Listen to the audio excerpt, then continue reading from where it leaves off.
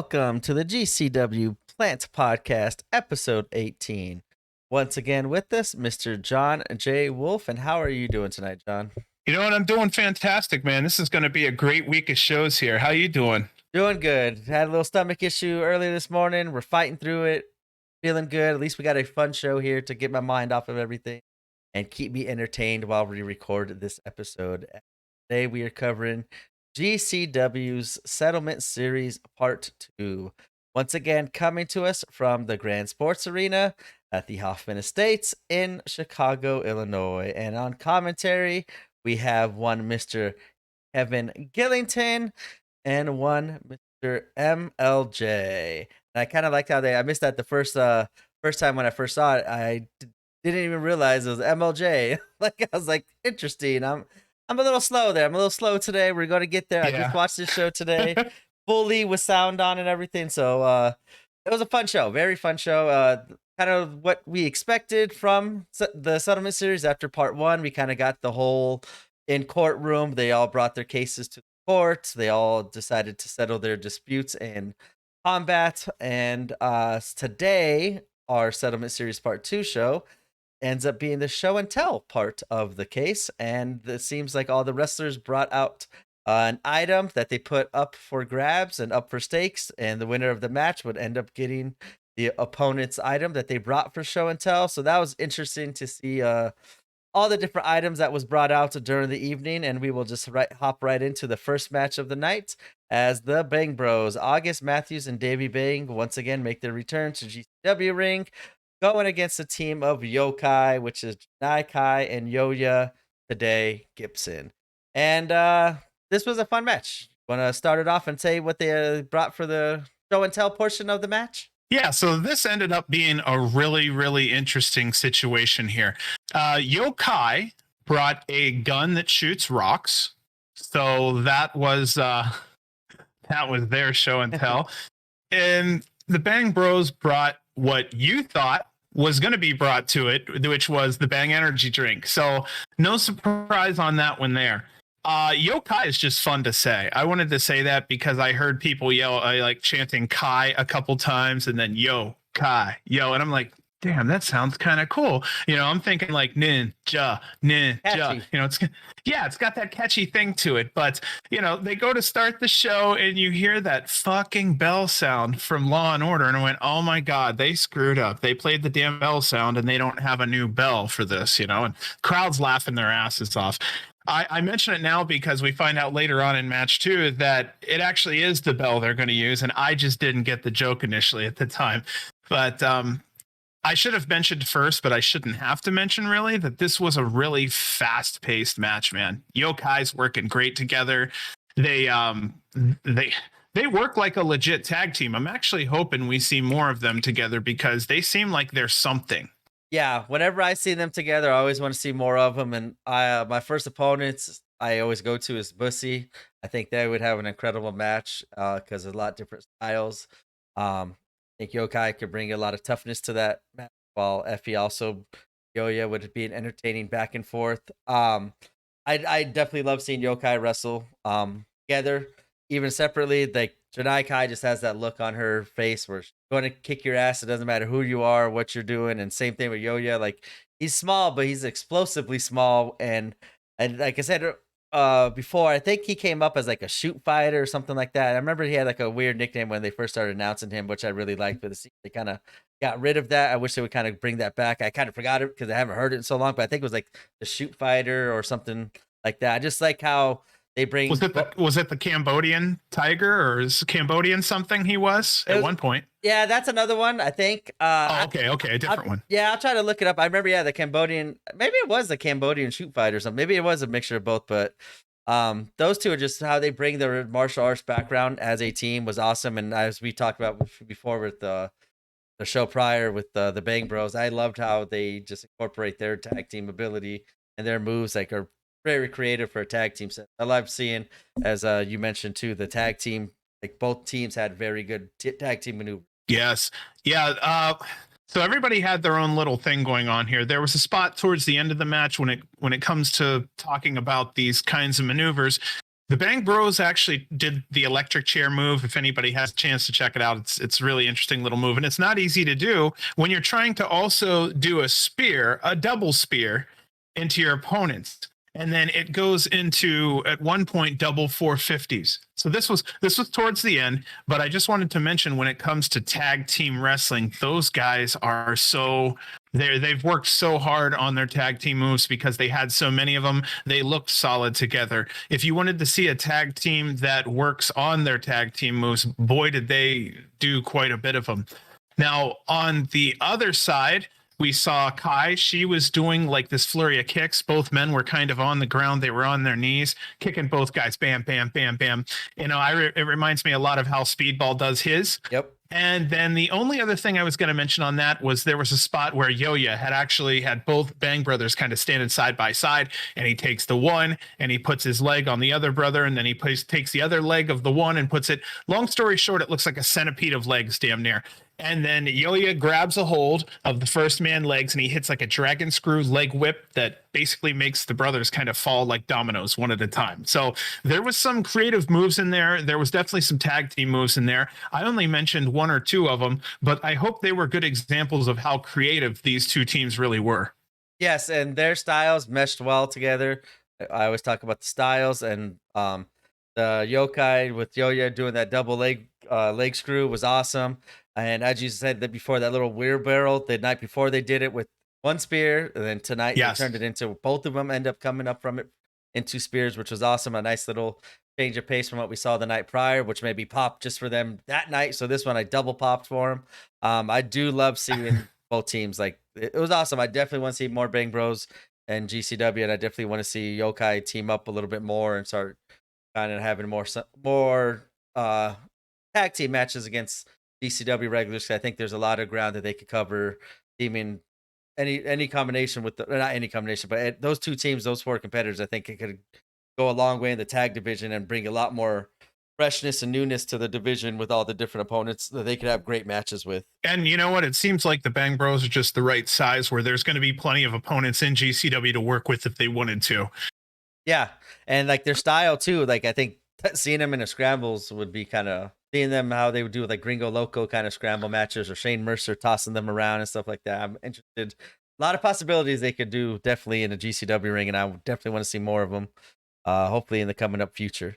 But we go to Bax's match, and the Bang Bros do end up picking up the victory with double pens on Team Yokai. And as you noted in your notes, it is the Bang Bros' first win in GCW. And Yes. like I said, hopefully they get more opportunities to add on more wins to the column. And this will lead us into our second match of the evening as Jay Vidal from FSW out here in Vegas. We just got to give him extra love out there. Or whenever he's on GCW, got to give him extra love because we don't see him too often on GCW. We see him more out here locally, and going against JJ Garrett, Thotty Steiner himself. And on paper, right away, I'm like, this is going to be interesting because JJ always brings it. Yeah, I know it's always usually a fast-paced match, but he can, if need be, have his little comedy spots. And I definitely think this was a perfect card for him to showcase both of those talents of comedy as well as in-ring ability. And Jay Vidal would be a perfect opponent for him. What was your thoughts on this match, John? Okay, so the minute I saw that this match was going on, what I was looking for was Jay Vidal from the get-go. The reason why is because about 3 weeks ago, Jay Vidal had his last match at FSW here in Las Vegas in his hometown. He ended up taking his career versus a championship, put it on the line, and ended up losing. So he ended up getting the bye-bye, which was a very tearful moment for quite a few people. It was sad for us. My group are huge fans. So that was my first initial thought. So then I hear the Mickey Mouse Clubhouse theme, but it has kind of like a hip hop theme to it. And I'm kind of like, what in the hell is going on here? Well, that's Jay. That's Jay coming out. So Jay comes out actually second. Good old JJ Garrett came out first. Thotty Steiner there came out. But they get into the ring and it's time for show and tell. And JJ decided that his show was going to be use condom. So he decided he was going to also pass this down to generations. And KG at that point actually said, it looks like there's plenty of generations Line in that of the condom. night. So, Line of yeah, the night there. and then of course, kind of being JJ, he decides to start swinging the condom filled with fucking cum all over. Like he's just swinging it, but luckily it didn't break. But you could kind of hear the fans were like, Yep.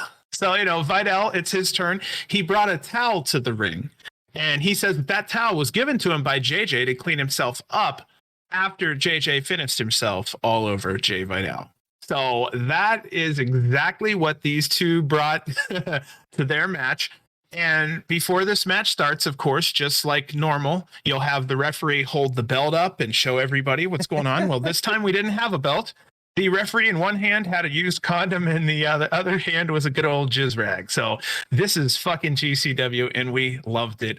And I think they picked the perfect referee for that match to do it too, because it's the guy with the glasses, and every time I see him, he just always looks like he's struggling to keep up with the.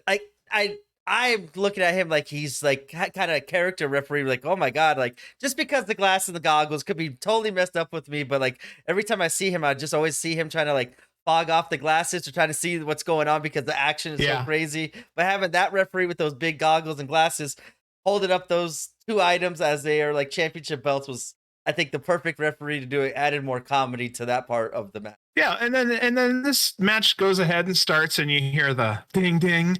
And I went, oh my gosh, yeah, it wasn't a mistake. This is going to be probably, if not, the Settlement Series sound to start all the matches. We're not going with the bell. Chances are we're going with that sound. So I wasn't getting the joke. Now I get the joke. I'm so uncool in that aspect. At one point, Vidal challenges JJ to an amateur wrestling match. And he just basically wants to have JJ get on the ground with him again, kind of thing. And, he's kind of putting his butt in the air. It's like, come on, get down here. Let's do it. But I mean, when it all came down to it, I believe Vidal put JJ in I think he put JJ into a headlock. Like it was one of these things where he kind of went, like a surprise kind of thing.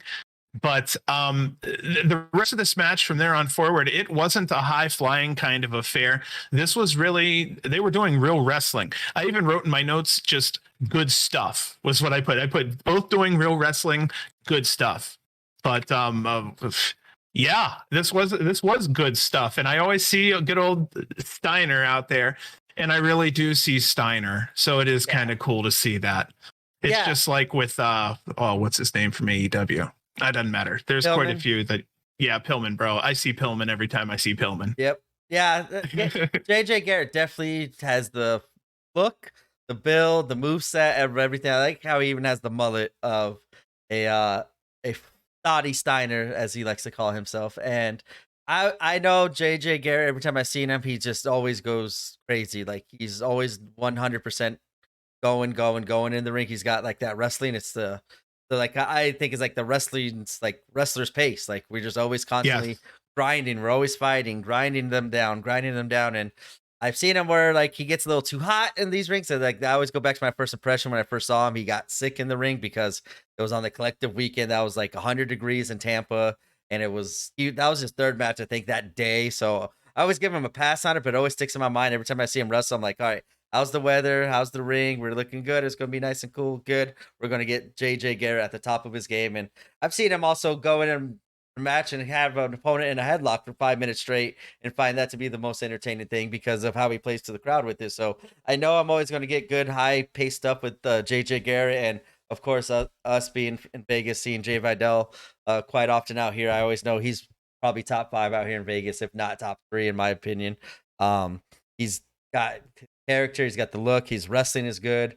I know when GCW came out here back at like around this time last August, like he ended up getting a victory in one of the GCW versus FSW scramble. So a lot of promoters and a lot of companies and wrestlers have their trust in Jay Vidal for good reason, because he's super talented. And as you said, they are gone from FSW, so hopefully they're moved on, and hopefully to bigger companies where we can still see them on our screens, because Vidal's is definitely talented enough to be on our screen somewhere on a weekly basis. And our winner of this match ended up being Jay Vidal. He ended up hitting a sit-down styles clash and a roll-up on Mr. JJ Garrett. and a pretty damn good match. So I'm happy that Garrett came out, put on a solid show. He always does put on a solid show. He's not a flair and fireworks kind of guy. He's a solid match wrestler. It's really cool. And then of course, Vidal. It's really good to see Jay at any time, but then he basically got on the top rope in the corner and drank all the nut out of the condom.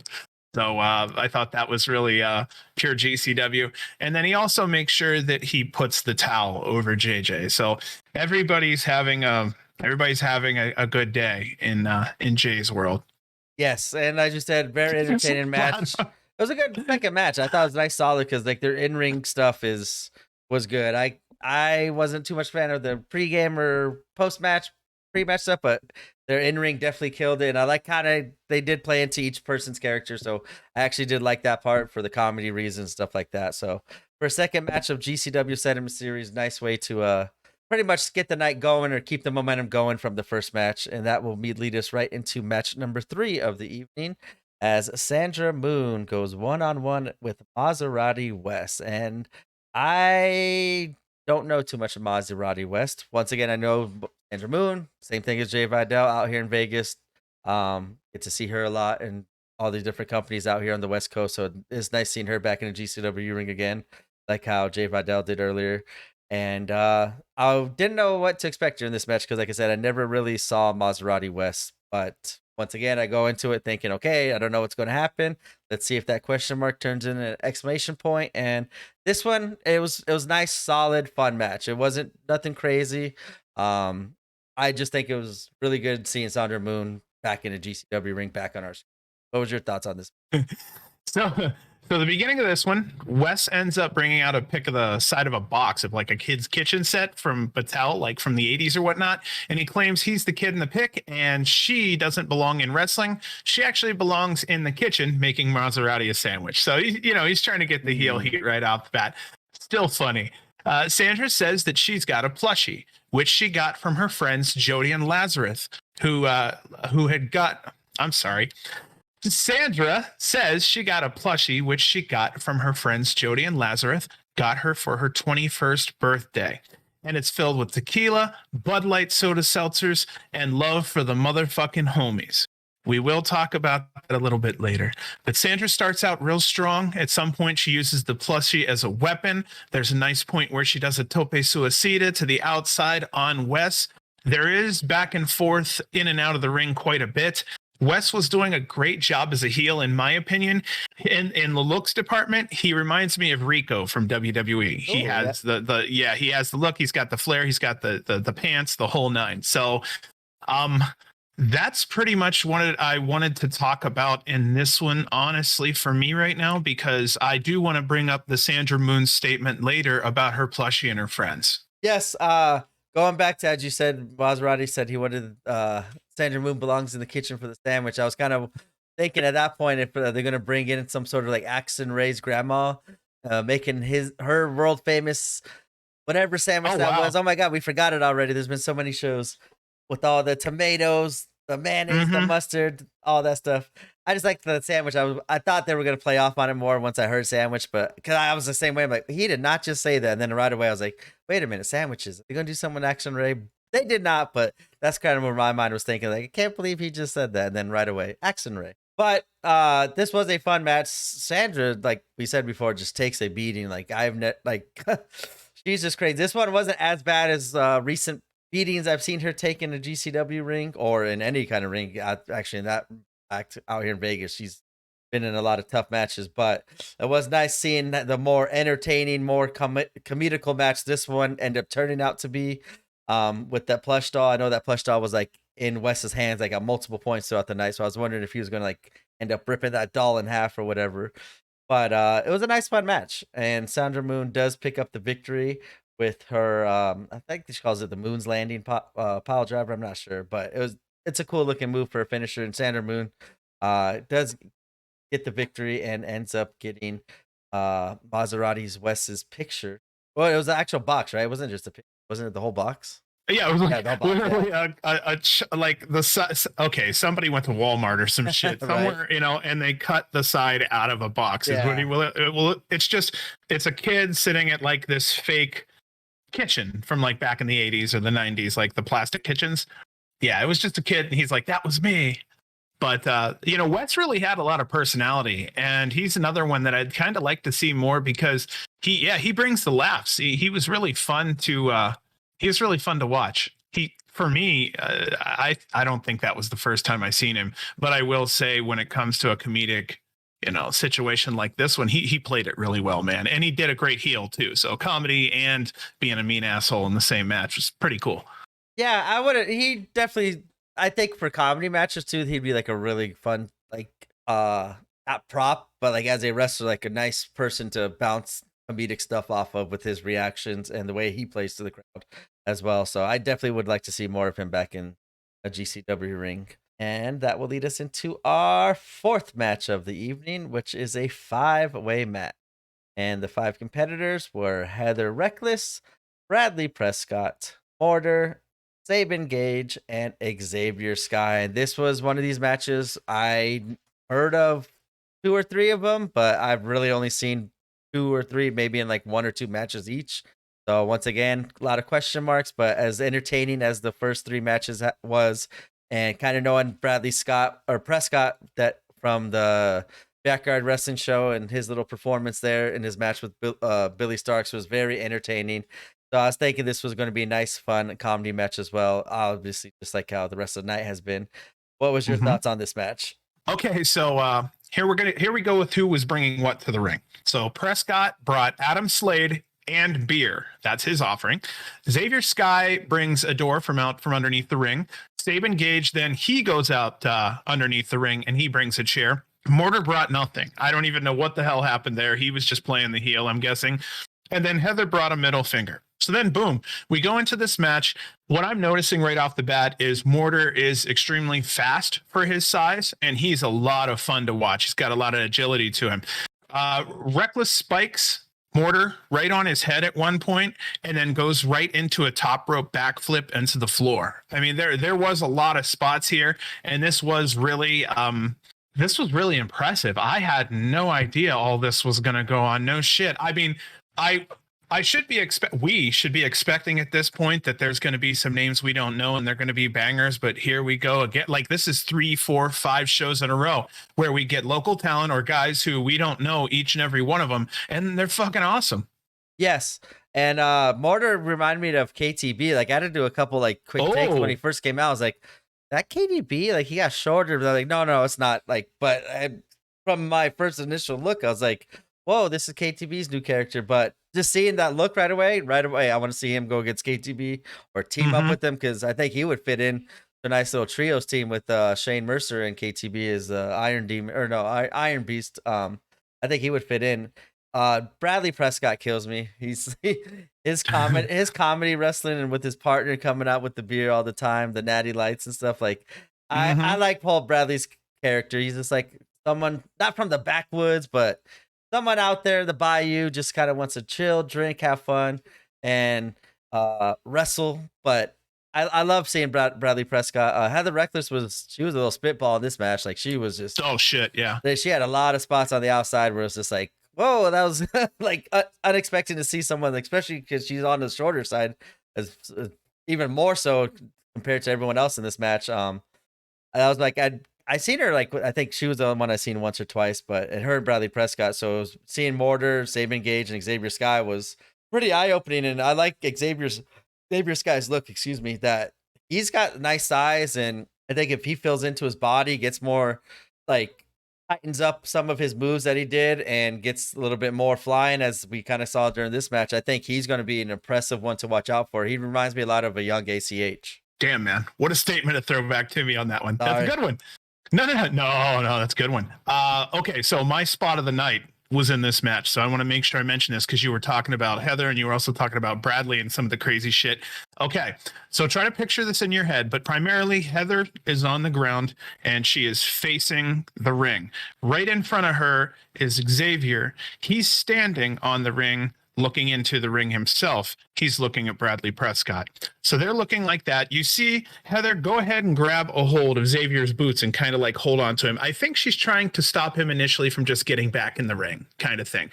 But then you see Bradley off camera all of a sudden come onto the camera, and he jumps over the top rope, over Xavier's body. As he's going over Xavier's body, he grabs Xavier's head and literally pulls him, like they all fly and fall backwards out onto the floor, and they go through this table that's on the outside of the ring. That's the best way I can explain it.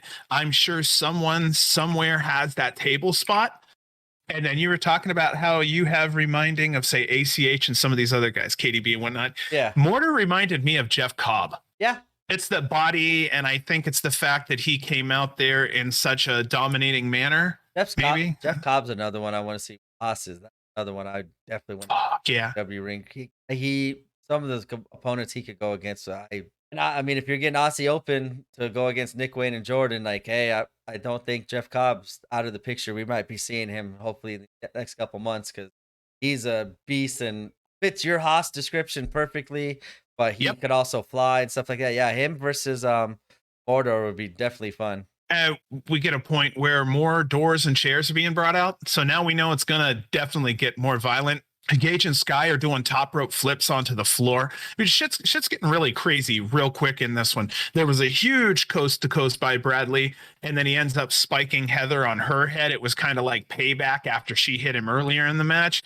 And then Sabins turns around and spikes Bradley on his head. And I would say in this match, Bradley's head took some serious freaking damage. But I had no expectations, man. I like the way he sells those headshots too, or the head damage, because it's like, I think he tried to play it off like, oh, I've had too much to drink. Like I seen on some of these maneuvers he did, like he just looked like he looked up at the ref, like all gassed out, wide eyed, like, am I done yet? I'm getting too drunk for this. Like, I'm not. This is too long for me. And I think the head damage too, like every time he hit it, like he just wandered. Even when he walked, he kind of like stumbled and everything, where he's playing off the head damage, but it could be also him selling off the drinks that he had before the match too. So, yes, these 5 definitely killed it. I would like to see more of them. I know I didn't talk too much about Sam Gage, but like he had some incredible spots during this match too, where I liked it. Like I'm enjoying that as a way to introduce more new local competitors to GCW crowd.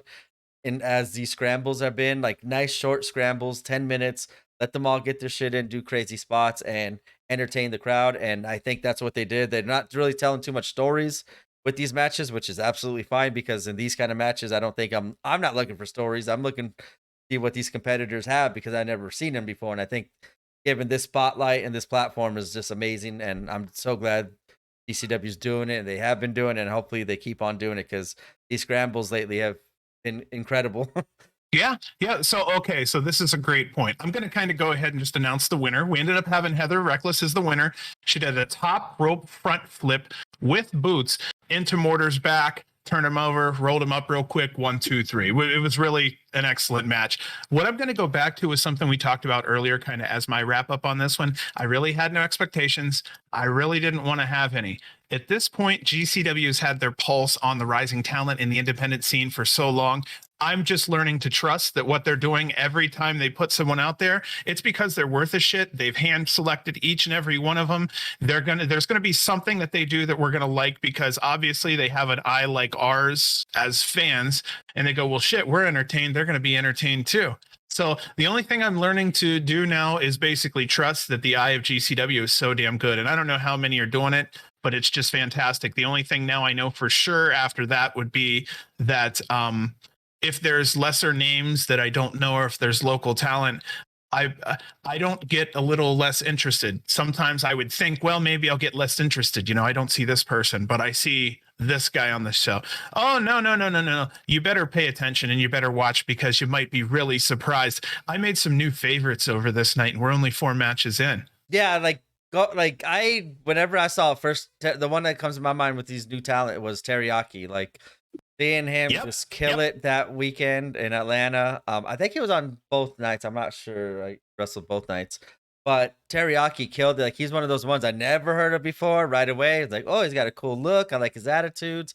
And then boom, in the ring, I'm like, yep, I'm gonna go search them out. And this one for me, this match, Xavier Sky was the one for me. I definitely want to see Xavier Sky grow, because I think as he grows into it, gets more polished, he's gonna be incredible. I think, like, I know he's still all young, they all are, but as you said, like, I'm now starting to think like, hey, I need to start now trusting him better, because I always come in, I'm like, I don't know these people, but every match I'm like, this is awesome, this is cool, there's nice, solid, Uh-huh. fun, entertaining matches where all 5, 6, or however many people that are brand new kill it. They don't go, none that I've seen recently has made me go like, oh well, maybe that you got too early here, this wasn't your platform, or you weren't ready for it yet, but maybe in a couple months, we'll be back here. Maybe you'll be more polished. Like, every single one, I'm like, I could see them on the next show and be happy with it. And I love being introduced to all this new talent, because it just so much makes it more fun, and makes it you want to go out and check out more wrestling companies and more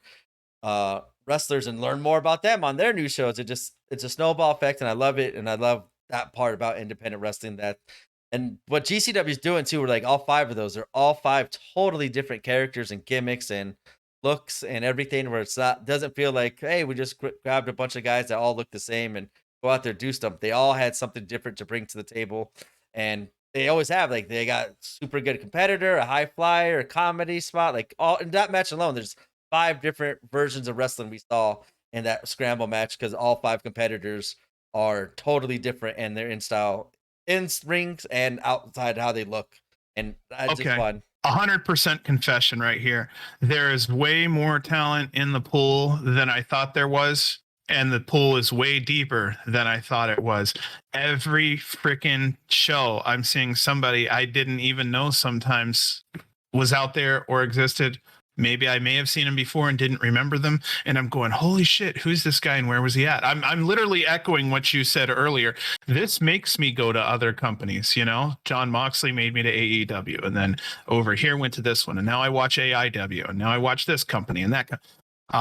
Yeah, so I just wanted to kind of do that because this is the place to do it. Yeah, my full confession is 2 years ago, I did not know what kind of depth of talent there was out there. And I'll tell you that 5 years ago, even before AEW opened my eyes, I really had no freaking clue of what was going on in this current independent industry. Yeah, I I'm I brand new think to my it brain too. shut off.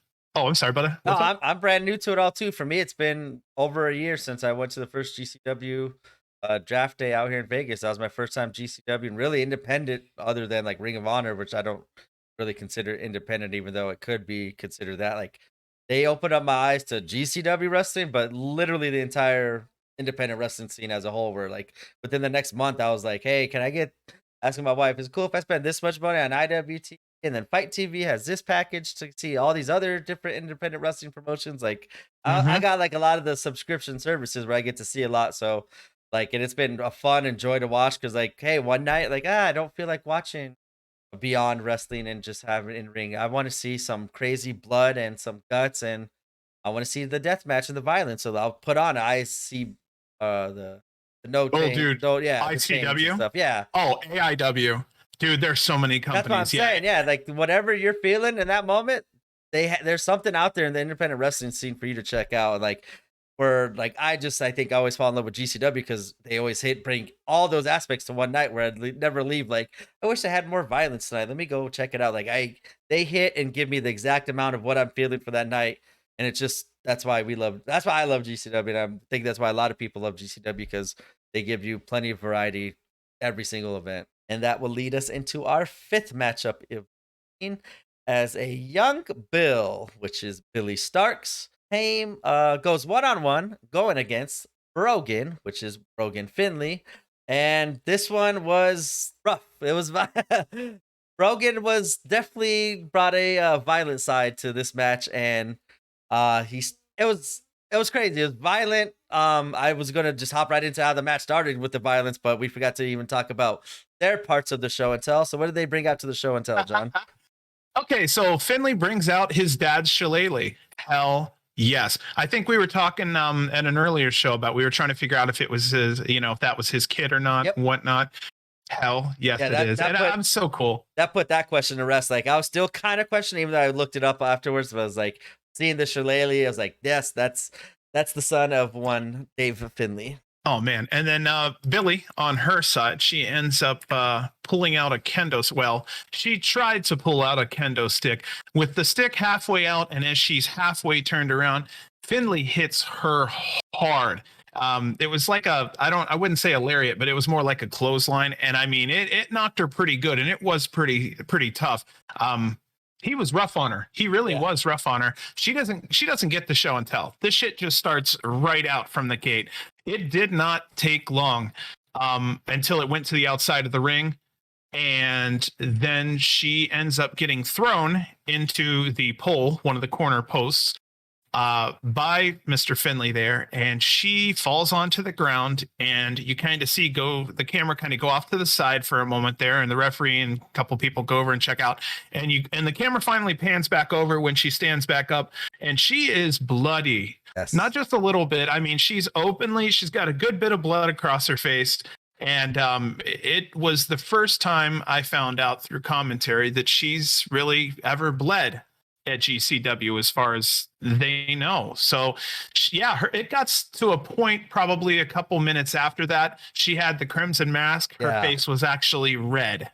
And it started getting all over Brogan too. And then you see like Brogan just like wiping it on himself too. Like she was bleeding within the first minute of the match, as you said. Like Brogan hit that clothesline outside, right into the post, boom, bleeding. And just because she's 16 or 17, that's where I was like, man, she's bleeding a lot, where they need to kind of not try to show it as much. In my opinion, this is where, I'm like, hey, that's a lot there. I wouldn't want that being thrown around like on news websites or something like that. Or, hey, you have a 17-year-old wrestler in there, male or female, doesn't really matter, like bleeding that bad. Where I think the age, which makes me kind of cringe, like even like Nick Wayne, he got busted up pretty bad from like Atticus and stuff like that, but it didn't look as bad as Billy's did. Like, and so like I'm trust their decision. Obviously, Billy was good enough to go. It wasn't like he didn't seem to be suffering any head injuries or whatever. It just looked bad. The cut, I think it looked. Sometimes we see these fights in UFC or MMA, whatever, in boxing, like sometimes the cuts and the blood looks way worse than the actual damage that happened. And that's why I was like, okay, they're trusting it there. And I saw that as well, where it wasn't hindering her effect, but it was just like, man, I don't know how much camera time I would be putting on a 16, 17-year-old girl, like bleeding in a wrestling ring. But they're professionals. They know what they're doing. Her guardian's right there. I don't know if that's like her real dad or guardian. I think I've heard mentioned as a guardian, a mouse. Like he's there, so like if he felt anything wrong, he could call it right there too. Absolutely. And so that like I originally was like, oh, this is not good. But then I started thinking about all these things. I'm like, hey, you know what? It's GCW. It's wrestling. She's a trained professional. She could go out there, do what she does. There's other trained professionals there where if they would have had any moment of doubt, they would have ended it. So I need to pull back mine. I'll be like overprotective parents. Like, man, I don't know if I'd want to be seeing my kid out there at that age bleeding that much and stuff. But she killed it, and I think it was good for this match and for her. I think that's going to elevate her. Like I thought during this match, I immediately thought was Becky Lynch. Like when Becky Lynch got her nose busted. And that look of her standing in the crowd, like, you want a piece of this kind of thing, like how Billy did during this match. And I'll kind of skip to the ending, but not skip to it, but just mention it. Like she does end up getting the win. So I thought that was kind of cool with the blood on her face, picking up the victory. I thought that was a cool moment where she could use that as to like further her tough badass character, her Bully Starks character.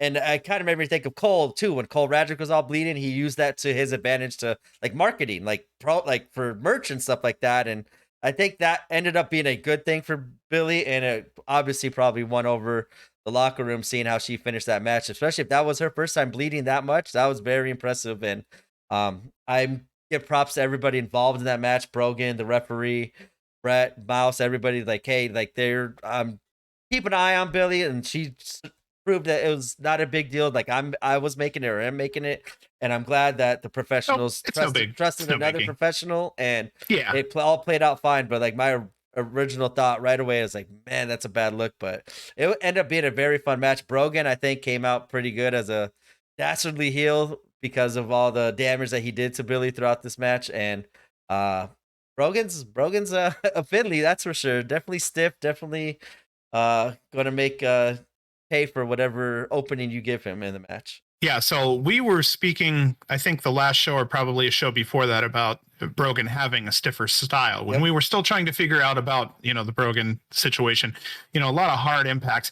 I was happy to see that he still has that. I was hoping that just wasn't a one-time thing. Even with Billy, he was still doing it.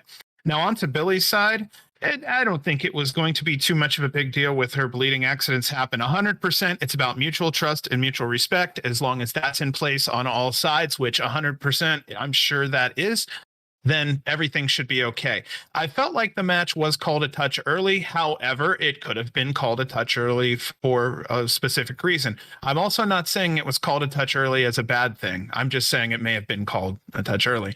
I watched Billy walk back after this match was over, and you could see her eyes. She has like a bluish greenish eyes. Off the top of my head, I don't investigate eyes. I'm just saying she has brighter colored eyes, and you put that with the red face. And the first thing I said was, holy shit, pull her in front of a camera, get promo pics now. If it's going to be that rare, get them now. Those eyes pop when she has red blood all over her face. There are opportunities for merchandise out there. Talk to talk to Rina Yamashita about what she did. One of her first shirts at GCW was her getting fucked up and taking pictures at Vegas. And Gringo too, like talk to Gringo, because I remember buying that shirt right away when I was at the LA show, and like he's like, I just got this box 2 hours before the show, like I'm just selling them for the first night here, and it was when he just got busted up against Psycho Clown, and I loved it. Like I said, like at first I was like, ooh, squeamish, but the way the match kept on going, she was definitely toughed it out, and it wasn't as bad as what it looked like. And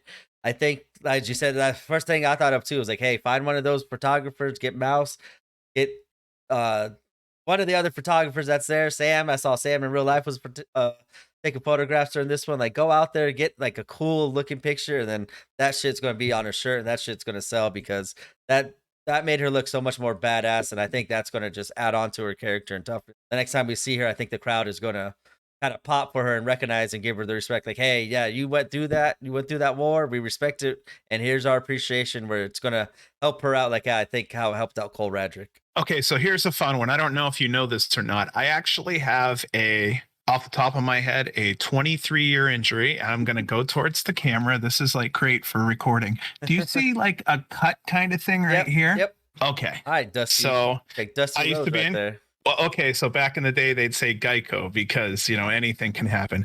So I was like 18, 19 at the time, and I was working in construction, and I was holding a ladder for a guy who was doing a little rip and repair. And he goes, watch out. And of course, when you hear watch out, instead of ducking your head and running off like you should do, I look up to see what's coming and what I should avoid, which was freaking stupid. And if you know about these pieces of metal that they're like these heat runs that go in the house to where it shoots the air conditioning or the heat to different rooms. You've seen it. It's like a skeleton that goes to the house. Okay. So one of those fell and it hit right there on my forehead and split. So that injury is like 20 plus years, but it's never going to go away. It's with me for life.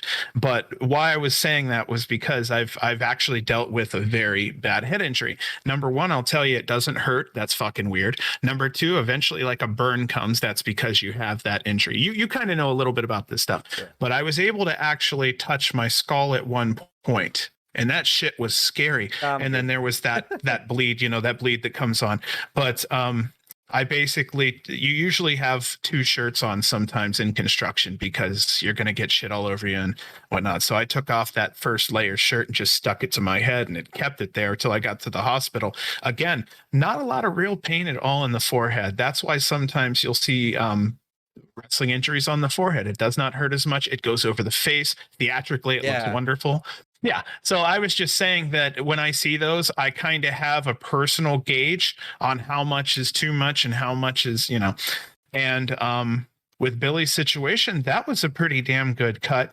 And then everybody handled it. There was nothing to really maybe handle, but everybody was down there and went, okay, she's good. How are you doing, Billy? Billy goes, okay, I'm good. This is, this is what we roll with. And that's how it should be, no matter, the age, I think, does play a part in it. But like for me, I think for me, the parenting came out with me. I'm like, oh my God, like if that was I just like imagine, like I put myself in Mouse shoes. Like maybe he didn't do this card, but I know he's always at all the shows, and I know he was on the one before because like a Black Label Pro. Like she came out and like move. So like I usually thought the worst for than what it was because I put myself in the parent shoes. But like I said, Yeah. that was one of those ones that looked way worse than what it was, and I'm glad everything was fine and worked out good. And it's just me being overprotective as a parent. So No. I had my theater head on. For me, I'm going, don't screw up your face. Yeah. That's what I was thinking. I was literally thinking, I hope she didn't cut up her face too much because her face is going to be hers, and that's going to carry her. I was just like about to say, like, I was because my son's school pictures are coming up this week. I'm like, hey man, is she going back to school here? Is she gonna have to take a picture with She's all a that senior. with the big old cut on her head? Like, that's what Yeah. I thought too. I was like, oh, she should take that as her senior picture. That'd be pretty badass. Yeah, she's a senior, and the only reason I know that is because she posted something on Twitter. But also, my son is a senior this year in high school, and one of the other boys that are in our group that go to the wrestling shows that you're going to meet on Friday is also a senior. He's a family member too. So, I just yeah, I think one time I just dropped a message to her when she said, hey, back to school. And she's sitting at a desk there. And I'm like, I will give you $1,000 if the teacher asks you what you did this summer. Because Right. she fucking killed it all summer. I mean, she was working everywhere all the Oh yeah. time. But yeah, that's the only reason I know that was because my son is also 17 years old and he is a senior. So congratulations to her. She has such a unique life experience going on. I hope that she gets to enjoy her senior year personally. Yeah, and I think this is only gonna turn out for a positive to her. It's just gonna be all bloody, but she killed it. It was awesome. That was a nice distraction because we've seen a lot of comedy matches, a lot of more like striking as we saw in the first match stuff. This was one of those ones. It's like, no, we got a badass heel. And Mm-hmm. I wonder too how much that changed the game plan of the match, how much blood came into her, like maybe they called like a little audible on the spot, like, hey, like we're gonna let's roll with this. Like, let me just beat you up here and make it look make you look real bad. And then like when you win, it's gonna be awesome because you beat me because after I just kicked your ass this entire match. So I think it was an awesome way to keep it going through for the night, but nice little change of pace, whether it be intentional or unintentional. It was a nice fun match with Brogdon and Young Bill. And that will lead us into our sixth match of the evening as we have another four-way match. Well, not another multi-person match. We had a lot of them, which is good. I like seeing more talent, more stories being told, more variety, more entertainment. And our four people in this match is an Axton Ray, Jake Lander, Storm Grayson, and as I mentioned before, one Teriyaki. And right away, I was in X and Ray Teriyaki. I've seen Jake Lander too. Like I said, he reminds me of a little mini Michael Elgin. He's just all of fire, powerhouse. Axe and Ray's a giant powerhouse, and then we have the high flyer and Teriyaki. This match was going to be fun, and it definitely lived up to my expectations. And I can't go wrong with Axe and Ray and now Teriyaki for me. So, what was your opinions on this match? Well, I have a feeling Terry could stick to GCW at this point. He has the attitude. He's quick. He's a scramble guy. For me, I'd immediately have no problems putting in a scramble. I think he's the quintessential scramble guy that GCW would want. Okay, I had fun with this because I thought I heard it wrong, but it would be really cool if Axton put on a shirt. Axton is action. Fucking stupid. But I wrote it down, so it was kind of funny. But here we go. Terry brought a jersey. Axton brought his grandma's doll that his grandma made for him. Lander brings a bubble machine. Storm said he's lost his belt, but instead he brings Frank the Clown. So for me, I was really enjoying it. I like Frank the Clown because I know it's stupid. Here we go. I actually like Frank the Clown because I like his amazing use of color. I love the colors in his hair. I love the jacket he wears. I love all the outfits. I'm a stupid sucker for that shit. I'm just admitting it out front. This is like the kid in me, I'm guessing. But I'm stupid jealous that there hasn't been, like, I wish I would have come up with that character a long time ago because I'm sure there was a way to run it. Yeah. I'm sure, man. And also, I've heard this so many times from people that are new listening, and I'm not telling Frank anything. I've heard so many people, including kids, go, he needs to paint his whole face. It would be cool. And the reason I think they say that is because it would match the colorful hair, the colorful outfit, I think. So I don't know. That was all I wanted to say about that. But it was just, that was what everybody brought to the show. So that's how we kick this bad boy off. The match started with a 4-man test of strength. Storm has incredible length. That's something I actually wanted to talk about. Was he just has a really good length to him. I haven't seen enough of him yet, but I think that if he continues to get older, get a little more, what's the word for it? Basically, when he matures out and gets a little bit thicker and whatnot, I think he's going to have a good enough look that if he just keeps working on his game, he probably will have a good job somewhere at some point. I think they all looked like, as you said, strong. Like there was a lot of, I think everyone except Teriyaki had like a moment where they kind of did something with two competitors to show off their strength, which was I thought was pretty cool because everyone pretty much in there except Teriyaki was more of a strength person, where Teriyaki brought the high flying. So I liked how you brought up yeah. like how they all look strong because that was like I think the theme of this match is to make them all look big and strong and toss each other around as like they did. Yeah, there was Terry chants going on through this thing. Everybody really, really, really liked teriyaki. I was even saying that yesterday when we were talking about that, like the yaki chants and shit. Like it's connecting because I think it's just enjoyable. He's got a good look to him, so it's not like he's some mongrel looking kind of thing that just crawled out of some, Okay, so one thing that I did notice about this match that I failed to mention earlier was that if you look real close, Axton looks huge next to most of these guys. Yeah. I mean, brick thick, huge. And same thing, still very strong. He's getting a good response from the crowd. And again, I'm really happy to see him back. I hope he doesn't get lost for a while in the crowd with everyone else. But yeah, it was a nice treat to see him back with us. That means that, there was something he was doing right. Yes, like I said, you could give me Axton Ray, Teriyaki all day long. Um, this was fun. I liked how they incorporated kind of Teriyaki as kind of like, hey, this is the person we're gonna be throwing around the ring all the time. Like, but like all these competitors, like we're talking about their strength, but they are also so agile and they do a lot of top rope moves too. Like Action Ray is surprisingly athletic and has a lot of agility.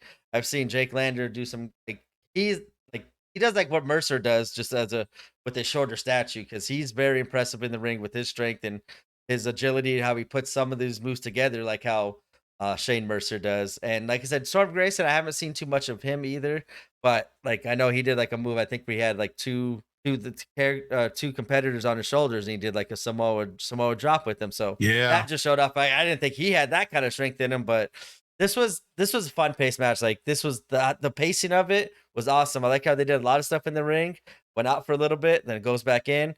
And I liked how they kind of incorporated the whole Frank the Clown into it because I'm the opposite. I don't like Frank the Clown. I don't even know why. Maybe just because he is a clown, and I have found him annoying. I haven't really watched him and stuff. But the little stuff I seen him as a manager, it's like kind of annoying. He's one of those managers I would like to see kind of get beat up, but that's his whole character and shtick. Yep. So I have the opposite effect, but like especially during this whole match, I'm like, could somebody just go out there and punch him, please, and like shut him up because you just see him trying to resist the arrest the entire time. And there was one crazy moment in this match where Axton Ray just tosses Joe Landry so high up in the air, catches him, puts him in a gut buster, lifts him up, does a tilt-a-whirl sit out power bomb. Like he just was throwing everyone around, but the height that Lando got, I remember watching him like, whoa, like I popped, like how high did he get there? Because Lando got launched up, and that just, I think we've talked about like Axton Ray would be a good base in a lot of these matches. And every match he's in, he proves like he can do whatever you need him to do in a match. You want the comedy side and talk about Grandma Sandwich? He's got that. You want the technical strength, agility? He's got that. I loved how like when he came out with Kerry and Ricky Morton and dressed up as him and kind of had a more technical old school match because that's kind of how his look is more technical and old school. And I think everything else is just cherries on top with him, where once he puts it all together, it's going to be amazing. Okay, so on Axton, since we're there right now, there was a point where he was just beating the shit out of Terry. And the one thing I was noticing was that he wasn't getting any boos. So that tells me right now what the fans, at least at that venue, think about him. Now, on Lander's side, because I didn't really have a chance to talk too much about him, on my notes here, I put that he had a lot of small sporadic offense. But I put in here that there was a nice press slam on Terry. He's strong for his size, agile. He had an excellent backflip off of the middle rope into a headlock. Absolutely impressive. That's what I really have on him. And I don't want to minimize his efforts in the ring because he really did a damn good job in this 4-way also. It's just that's what I had on him. And I put it down like that because, again, it was just small, sporadic offense. I want to see more of him to make a better opinion. But what I've seen so far, I'm really happy with, man. I think he would fit too in GCW quite well. Yeah. I think everybody had their spot and moments in this match. Jake Lander, I think he hasn't been on there too much. I think maybe I've seen him less than 5 times in GCW ring. I could be wrong. Yeah. But every time I've seen him, he's impressive. Like they could do a lot of stuff with him too. Axon Ray though, he's just so polished. Like I think he's like years above his age of like how skillful he is in the ring. Kind of like a Nick Wayne where like you shouldn't be doing that kind of smooth transitions from move to move as well as those two do, and those two just come top to my head because they just seem like polished, like nothing's forced. It's not like they're going too fast or they're trying to play catch up of what's going on. It seems like they are in charge of what's going on in the ring. They got the body control and, like I said, the smooth crispness that comes like with a 20-year veteran. And it's just very cool seeing Axon Ray at a young age having that kind of fluidity. And Teriyaki, with watching this match, kind of reminded me of like old kind of Kofi Kingston, where he'll do the cool moves, but then the rest of the night he's just the one getting tossed around and taking all the damage. So it's a good start though. It's a little good role for him. I don't know how young he is. He seems pretty young, but I think as he gets more screen time with these bigger platforms and other promotions, he's just going to keep growing and growing. Where like maybe next scramble he'll be in charge of half the offense and stuff. Can't wait to see when kind of Teriyaki has his little like 2-minute spurt of just going crazy in a scramble and just tearing everybody up, showing all his offensive moves and strengths and talents that we really haven't seen too much yet. Our winner in this match ended up being, so to speak, Axton Ray. Or I'm sorry, just as we were, dude, here I am again, tired as shit. Everybody's going to have to really apologize. They're just going to have to deal with it. Bear with us these next couple days. We're cranking out 4 shows, hopefully in 4 days. It's going to be a blast, but we're mentally and our mouths might not be moving at the same time. Okay. So no lie. I'll let everyone know. I'm actually full-time work where some of it's at home because I help out, my family. I'm also full-time in school right now, which is not generally expected of people my age, but I'm actually changing into a different career. And then I have a podcast. So it ends up being quite a bit of work. And so if people hear, oh, tired or stuttering, you'll know exactly why and what's going on. Yeah, it's full time. And then, of course, wife, family, I have a kid and everything. So, and then sometime in there, I squeeze in a little bit of PlayStation and time for myself if I'm lucky. So, yeah, but no one was unhappy in this match, dude. And then right at the end, no. Yeah, I'll take another one, please. Yeah. But yeah, Axton ends up getting everything. He won everything in the show and tell, and Frank is trying to hop away in cuffs and try to escape. Axton picks him up, throws him over his shoulder, and walks out of the ring. Wonder if they're gonna bring him back for part 3. Maybe Axton Ray brings Frank the Clown as his show and tell since he now owns. Oh shit, that's really creative. Honestly, I think that would even be good. I don't have a problem with Frank the Clown coming over, but he's so goddamn annoying that I might have a problem with him coming over.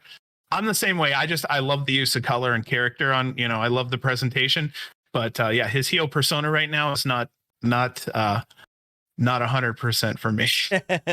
So for our 7th matchup of the evening, we have another 6-man tag match as Team 1 of Dylan McQueen, Hunter Drake, and Jeffrey John go against Bobby Flacco, Rico Gonzalez, and Sean Campbell. And a couple more new competitors, still a couple more newer competitors in GCW as Bobby Flacco, Rico, and Sean and Hunter Drake have came back into a GCW ring. So I was interested to see what different stuff they brought to this match than we saw at a prior match. So I was in that. What I was looking forward to heading into this match and kind of learning more about Dylan McQueen and Jeffrey John because I haven't heard. I've seen Dylan McQueen on Twitter. I haven't really caught any of their matches. Jeffrey John I'd never heard of before, so I was interested to see what I was going to find out during this show and tell part of the GCW Settlement Series Part 2. What was your thoughts on this match? Okay, right off the gate, it was nice to see Bobby, Rico, and Sean back from the Atlanta show. They ended up showing me enough talent and just enough personality on that Atlanta show that I remembered him. That's good. So Bobby, Rico, and Sean, good job, man. You guys were memorable enough that it was really nice to see you again. You had enough there that, you know. So we start to go into this portion where we find out who's given what at the show and tell. Dylan has personality. I just wanted to make sure I mentioned that because he does have this weird effy kind of thing going on with the body, with the attitude, with the whole thing. It's completely different flavor though, and even with the look and everything else, it's different. It's not completely the same. But his team brought protein powder from Dylan's locker room because that's the best stuff in the game. It's, you know, the greatest stuff out there. And Rico's team brought an authentic Mexican piñata. So the first thing I thought was, I'm really hoping there's something in that piñata. But that was my start to Legos. Or a good little callback would have been goldfish. That would have been kind of crushed up gold. Dude, the fat kid in me is legit thinking candy. But there's a point where Rico brings the piñata in the ring and he's kind of protecting it.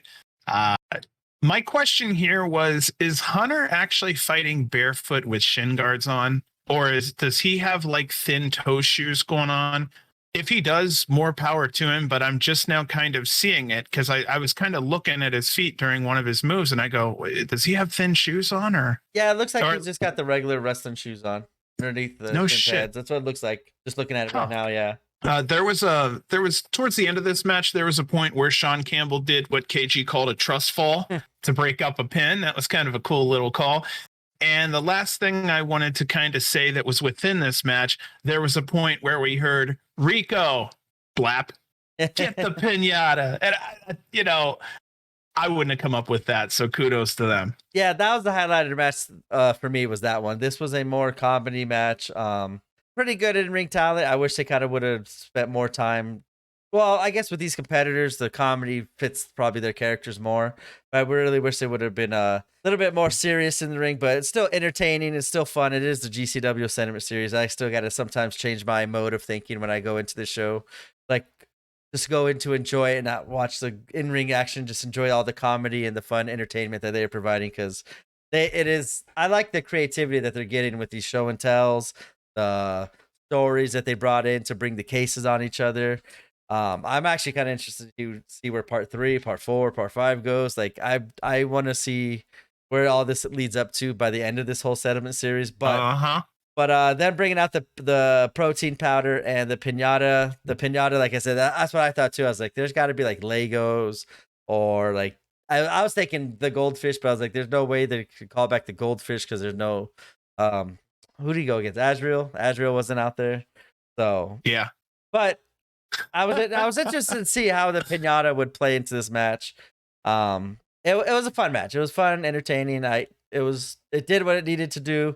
I think with all the other matches going on too, that was a good spot for all these 6 competitors to get more GCW, more bigger platform time, and it was fun. It was a fun, entertaining match. Nice to see though Bobby Flacco, Rico Gonzalez, especially for me. Like, I really like those two. I think they were pretty fun in the Atlanta Scramble. So I was really happy to see them back in the GCW ring. And our winner ended up being Dylan McQueen, Hunter Drake, Jeffrey John. Here's how it happened. Wow, this is a rough one tonight, my friend. Okay, so there was a point where Rico was pinning Hunter Drake. Dylan comes over, pushes Hunter Drake, and basically rolls him onto Rico to get the pin. So that's how Dylan, Hunter, and Jeffrey John ended up getting that win. That was a decent length match. You were saying you wanted a little more, was what you were saying? More like without the comedy. Yeah, I felt a lot of comedy here, but like I said, I don't know. I got sucked in, like during this match, I kind of got sucked into, like, I'm missing more in-ring stuff.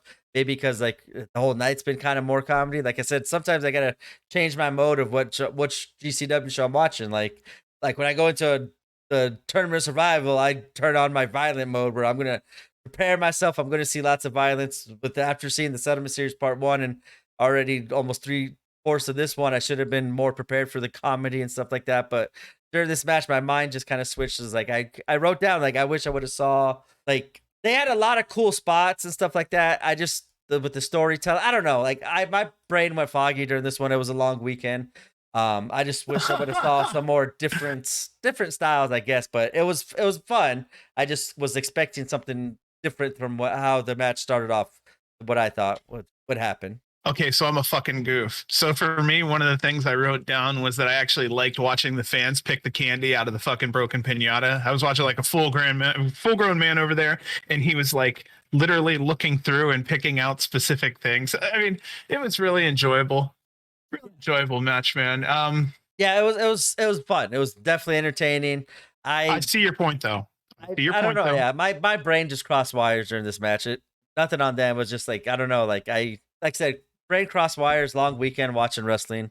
It was. I didn't like hate the match. I just was kind of expecting something else to play out during it, and it did have like now I'm even thinking about it. It did have a lot of crazy high spots, crazy maneuvers. So it, Yeah. like I said, maybe I just got confused and didn't write down as good notes as I should have because it was a long wrestling weekend. But Again, I, you I could have been definitely want to, tired. yeah, I definitely want to see all six back again, and maybe even a way more comedic match. Like somehow Bobby Flacco brings out that motorbike again and starts doing some moves outside the ring again. I don't know. Maybe that's what was going through my head was more comedy stuff like that. But it was a nice, solid match. Definitely want to see all six of them back in the ring, um, in a GCW ring, especially sometime soon. And that will lead us into match number 8 of the evening. And this was one of the ones I was looking forward to as well.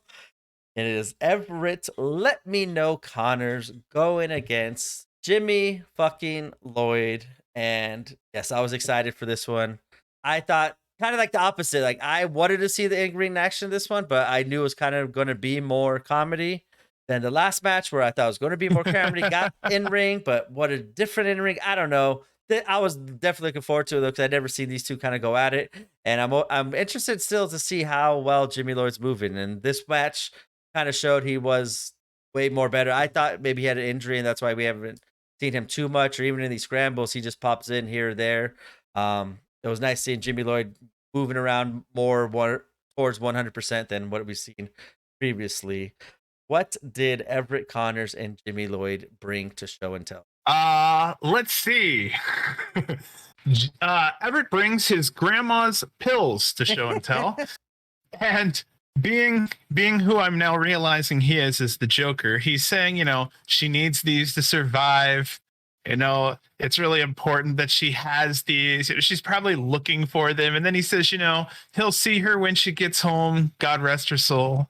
Yeah. It's hilarious, dude. He has something against his grandma. Like everyone's like, oh, this is my grandma's favorite wrestler. My grandma's a dumb idiot, blah, blah, blah, like in his little skit. So when I saw those, I'm like, he don't care if the grandma gets those pills or not. He probably wants grandma to go because she's always rooting against him. So I really liked how he played into that part. And then, of course, Jimmy Lloyd, everybody's laughing because he goes, I started smoking at 8 years old. Everybody's like losing it.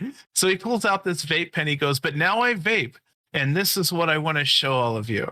And this is a bad habit, but I so want it.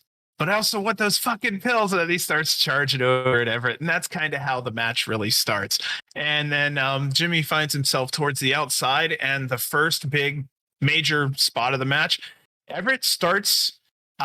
This is primarily close to the start of the match. I think this is just Everett's real big first move after Jimmy tried to jump him. But he doesn't try.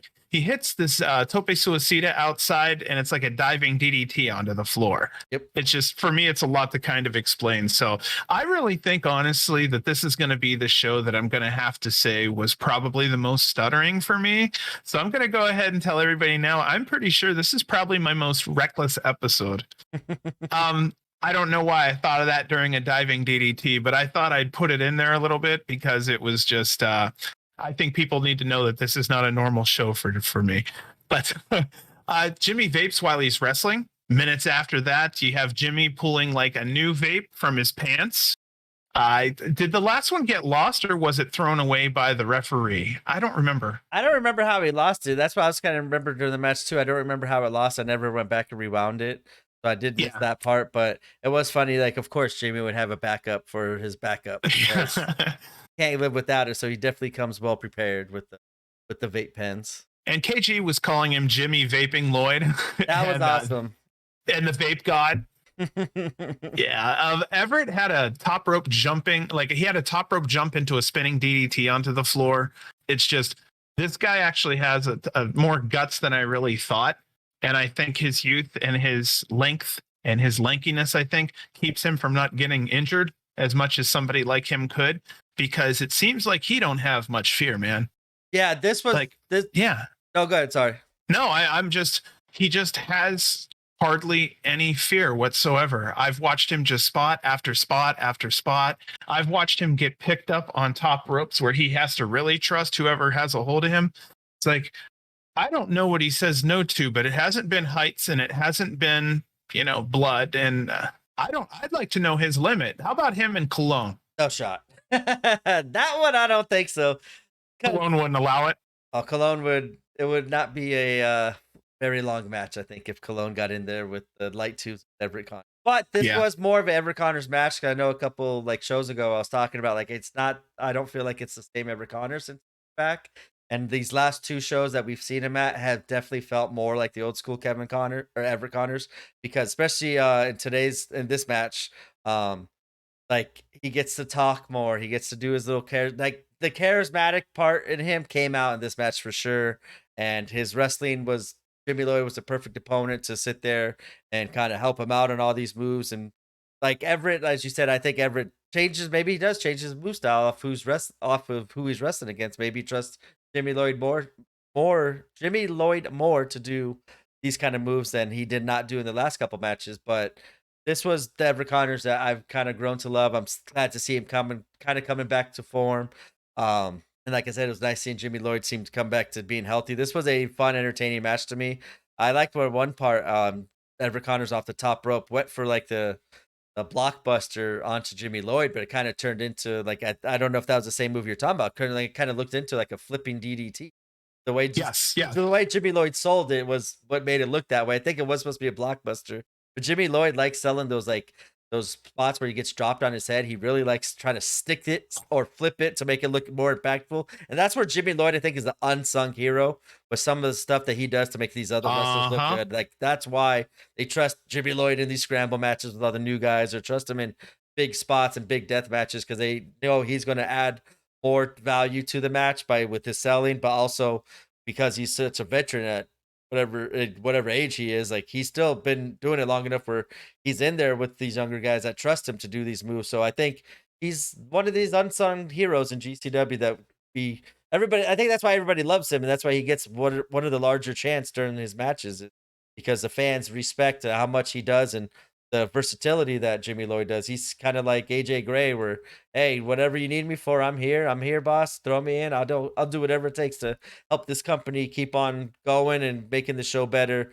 by any part I can improve it. You're right about how Jimmy takes that bump so well. I think Jake the Snake Roberts would have had a wet dream having him as an opponent, because that DDT would have popped so fucking hard. Mr. Perfect also had an excellent standing DDT. Yeah. But yeah, there was a grandma's pills chant. I really thought that was kind of nice. It seems like when it comes to the Settlement Series, grandma gets a front row every time. They both. Oh, I'm sorry. The winner of this match. Go ahead. You know which one wants to go? What do you think? No, you go. Mine's not on topic. The winner of the match was Everett Connors. He had a Canadian Destroyer on Jimmy Lloyd. Fantastic. They both end the match by sitting in the ring together. Jimmy now is taking Everett's grandma's pills, and Everett is now vaping Jimmy Lloyd's vape. Sharing is caring, and that makes everybody happy. What were you going to say, man? Let me hear it. Right when you said the grandma stuff, it just came to my mind. Maybe that's what they're going to... I think they should dress up Alley Catch and dress up Asha, maybe, or whoever. Oh, my God. And do Everett Connors' grandma versus Axon Ray's grandma match. Sandwich versus Pills match. Oh, my gosh. What a great idea. Someone dressing up as grandma. Oh, my God. As you said, we've had a lot of mentions to grandmas during these first two Settlement Series shows. We're like, hey, why not during the third or fourth episode dress someone up? Even if Everett Connors dressed up as his grandma, Axon Ray dressed up as his grandma, and then the grandma start doing 450s and diving out of the rings Yeah. and starting grandma holy shit chants. Like, why not at this point during this Settlement Series? Like, why not? That's fantastic. That really is a fantastic idea. I can't believe. Yeah, that's If another one. I'm like, damn, I wish I would have thought of that one. if we get a grandma versus grandma match, or like I said, someone dresses up as grandmas, whether it be Alley Catch, Masha, Everett, Axton, that will be our sign that we know that they are listening to this show. Because I don't think anybody's gonna go out there and put a grandma versus grandma match on Oh my gosh. IWTV, Independent Wrestling TV. But I know a company that will, and that is GCW. Oh my gosh. Yeah. I hope nobody's. Yeah. I hope nobody's getting ideas from our heads. It's not always going to be the best one sometimes. One of the things I was thinking of here after I was watching this match, especially, I'm curious about seeing a newer version of Jimmy versus Masha, because my God, between those two, she can give a punch and he can take a punch. Yeah, them both healthy would be nice, because I think the last time we saw both of them, actually that was like in San Francisco where Masha went against. But maybe that's Yeah, when I Jimmy need a new was hurt. version. Yeah, that would I be need fun. a new version. I would The like last one wasn't as good as I think it could have been, and it looks like Masha's healthy now. Yeah, I want to see Masha do the version of I'm going to kick his fucking head in. Like, I want to see that badass Masha just destroy Jimmy Lloyd. I think that'd be such a cool match. And that will lead us into match number 9 of the, as we have ASF going against Chase Burnett. And hey, speaking about grandmas, maybe we got old Grandpa Burnett into this match. So make it a little triple threat match. Grandmas versus grandpas. All right, I've got to get off that thing, man. If it happens, it is a good idea. Yeah, if it happens, you'll hear me scream wherever you are listening or watching this on YouTube. Wherever you get this channel, you will hear me scream and pop if I ever see two grandmas, or I would just throw in Chase Burnett and a grandpa match. W said. I'll tell you what, they mentioned grandma first, so they might already have something in motion well beforehand. But yeah, wow, ASF and Chase Burnett, Yeah, dude. same thing. I had the same thought going into it. Wow. Like, okay, let's see what happens. But it wasn't ASF that came out, it was just the A. So maybe without the SNF, maybe without the SNF, maybe that will give Chase Burnett a little extra chance to beat. I had the same thoughts when I saw this match. I'm like, what's gonna happen? Like, some ASF's gonna kill it. Chase Burnett, we've seen him turn it on as grandpa against Blake Christian, which was cool. But I was very interested to see what happened during this match. So these are two very different styles. I really didn't know what to expect either. Uncle Chase, for show and tell, brings an iced out chain from back in the day when he used to rob people for Pokemon cards. And ASF brings a chain that was gifted by Gringo Loco. So we officially have the battle of the change. The chains. ASF was making everything look good. He looked good. Everything looked good tonight. This was one of those situations where 100% he knew he was more on a single stage, so he was going to have a bigger stage than he normally would. And he really did put a hell of an effort when it comes to trying to go out there and take an advantage of the position he was given that night. Chase had quite a few unique moves, including what looked like a unique curb stomp. I don't even know what to call it. But yeah, an overall like ground-based fight. This wasn't high flying as much as ASF would normally do. He obviously had to incorporate some of his offense, because that is some of his offenses up on those top ropes. So this really did ground more towards Chase's level for me. Honestly, it was refreshing just to see ASF in the singles situation, and it was a little short. Not complaining, but am complaining just a touch. I would have liked to have seen more Chase. I really enjoyed him the last time I saw him, so I was just hoping to kind of see him again in a 10-minute or an 8-minute match. Maybe it was just so short. I didn't have the time on this one. It wasn't given to me, and I didn't time it. But it was kind of short.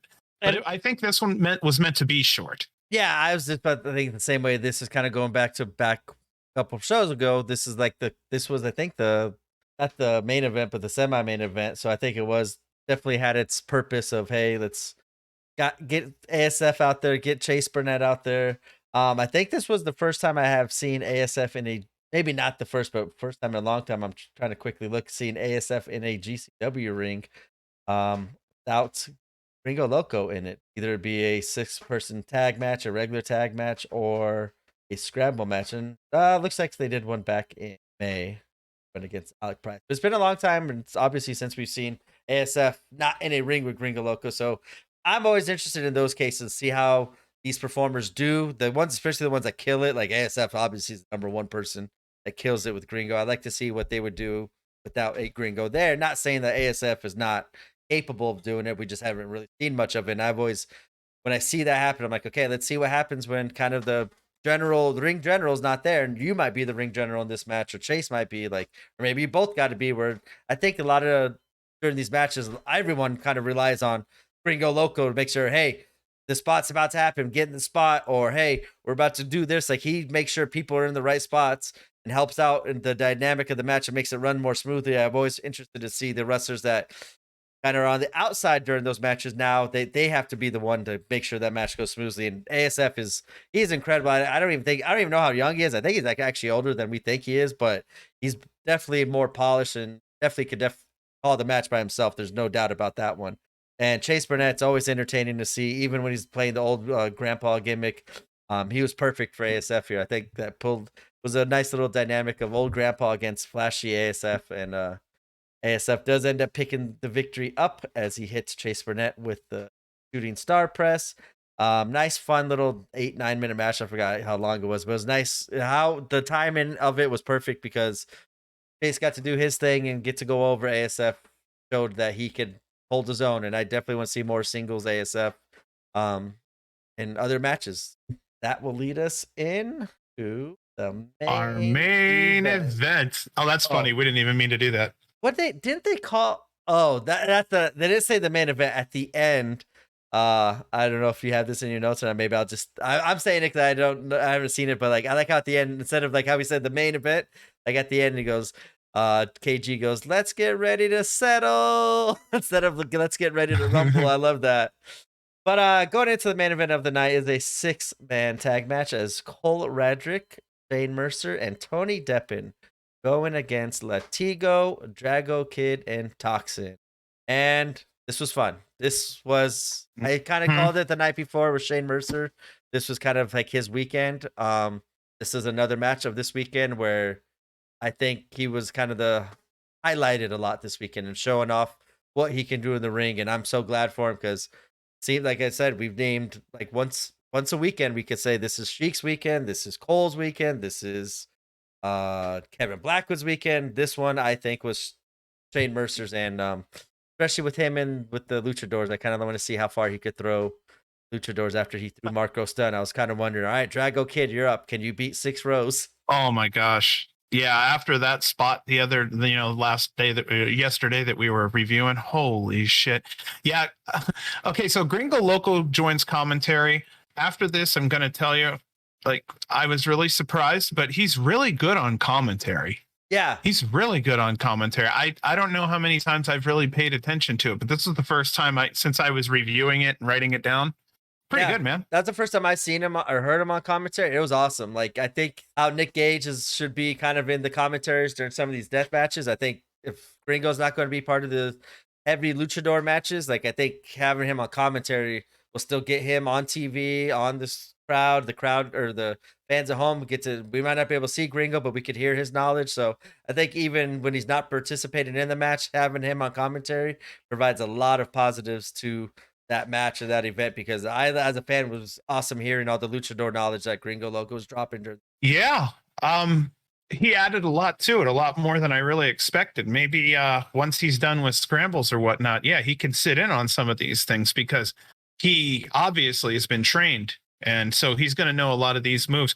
You know what? It'd be really funny to see him sit down with Emil and those two just call moves. Holy crap. I want to see, I could see that like on a Twitch, just have them just watching crazy old school door matches and seeing them mark out and drop all the knowledge that they have. I'd be in for that. I'd pay to subscribe for that one. It's like a nerd fest kind of thing because, you know, those guys really nerd out. You have to love it to really get that in depth with all those moves. Cole Mercer and Deppen end up starting out with a key to Rekshick Mountain as their show and tell item. Latigo, Toxin, and Drago, they're going to put a luchador mask on the line. So there really is a lot going on the line here, especially with the key to Rekshick Mountain. I don't know what's all involved in that, but wow, I wonder what that opens. I would have Uh, been interested to see what that wow. would have opened. Yeah, yeah. It could be scary. Who knows? Deppen and Latigo in this match especially were awesome. They shined quite a bit. I realized this about 3/4 of the way through when I was looking at my notes, and quite a few of the notes say Deppen, Deppen, Deppen, Latigo, Latigo, Deppen. So here we go. Deppen had a hard hitting but hilarious dive outside onto everyone. Then comes Cole with the second rope backflip. Deppen is just chilling on a chair outside the ring after that move. He's just taking it easy. I thought that was really just I hear the word I say the word entertaining with Deppen all the time. So I'm gonna have to get a thesaurus on that one. But here we go. Deppen looks great tonight. There's my other note on that one. Mercer was kind of quiet for the first 4 or 5 minutes, and then he kind of appeared towards the end. So I even put in my notes, I kind of forgot Mercer was in this until he appeared back in the ring again. Not only that, though, he was fresh. Yep. So I knew they kind of wrote out how they were going to do this. They weren't going to just completely gas him throughout the whole thing. That's what I was thinking too. I Yeah. was like, hey, he's like, why is he taking so long? And then like once he got in there, I was like, all right, we're gonna find out what Cole Radrick means about wreck shit because he's about to wreck some luchadors after what he did to Marco Stunt the night before. I was excited once he came in. I was like, all right, this monster's just gonna be tossing luchadors all over the arena, and like the fans are gonna be standing over here, over here. This was fun. Like I actually even liked how we talked about we want to see more wrestlers get mic time, and I think these shows have been awesome for that because they all get mic time. They Yeah. might not take it, they might make it short and sweet, or they let like I think Pollo Demar did the talking for one of the wrestlers and didn't really talk, but like I think this is the cool opportunity where it doesn't take away a lot of time. Just have them drop a 1 minute, 2 minute promo, and boom, now we get to see more of the characters, more like this match, like what's going to make this match important to us. And I think that's kind of what I've been asking for the last couple weeks is months, seeing all these new names get mic time, even if it's just for this short amount of time. This was awesome. Like I'll go back at the end, like Ratty Daddy gets on the mic again, and I think like him to hearing his promos, like I want to see more of Ratty Daddy getting the promos. I want to see more wrestlers getting more promo times, and I think this show, the purpose of this show is hitting that spot. So I was going to kind of mention this at the end, but if you wanted to see more of Cole Radrick, he actually had that documentary come out, The Life of Cole Radrick. It's on IWTV.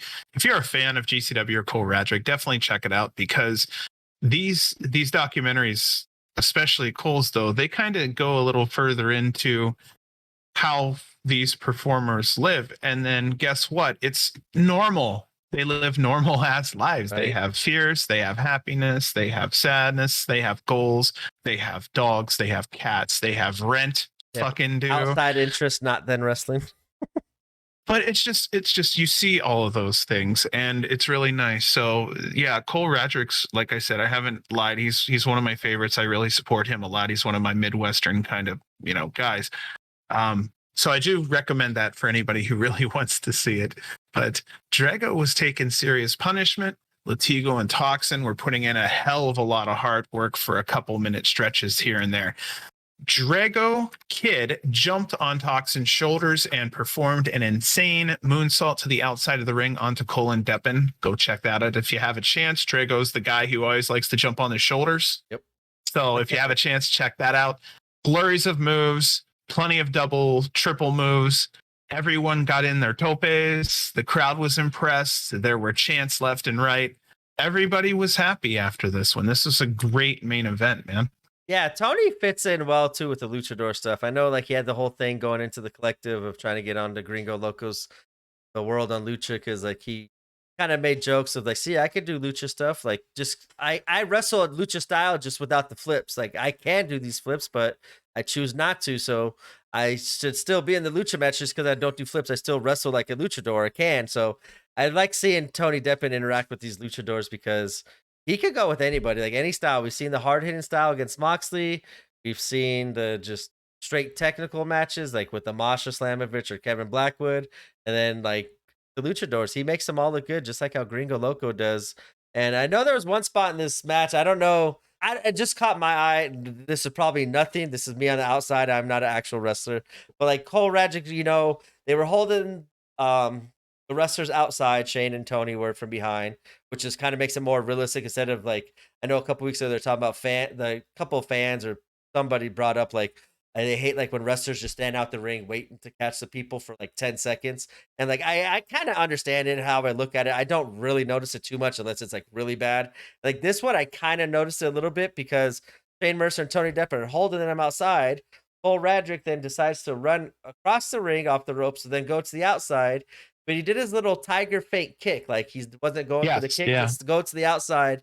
And then once he got to the outside, did the flip outside. And I just saw like a look of disgust on Tony Deppen's face of like when it finally hit, like Tony Deppen just walks right by the camera and like away from the carnage, but he's like, fucking like about time. Like that took forever. Like, and that just made me think of like Tony Deppen as a locker room leader, how I think he kind of probably is or should be, or a lot of the younger talent probably does listen to him, but if they're not, they absolutely should because he could provide a lot of knowledge. I wonder if maybe he gets into Cole Radrick's like head and say, "Hey, if it's going to take you that long to do that move, dude, it kind of makes us look bad. It makes the opponents look bad. Like you might want to either quicken that up or shorten it or drop it."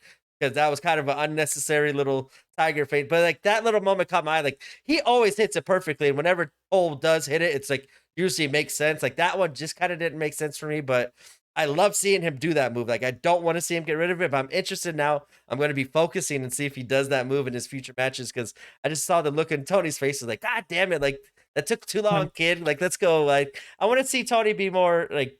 I like seeing that because it makes him like I just see his wrestling brain go and trying to tell the story, and it kind of maybe not hurt the match, but it took a little bit too long in his eyes. Where I think he could get to these younger wrestlers. I want to see.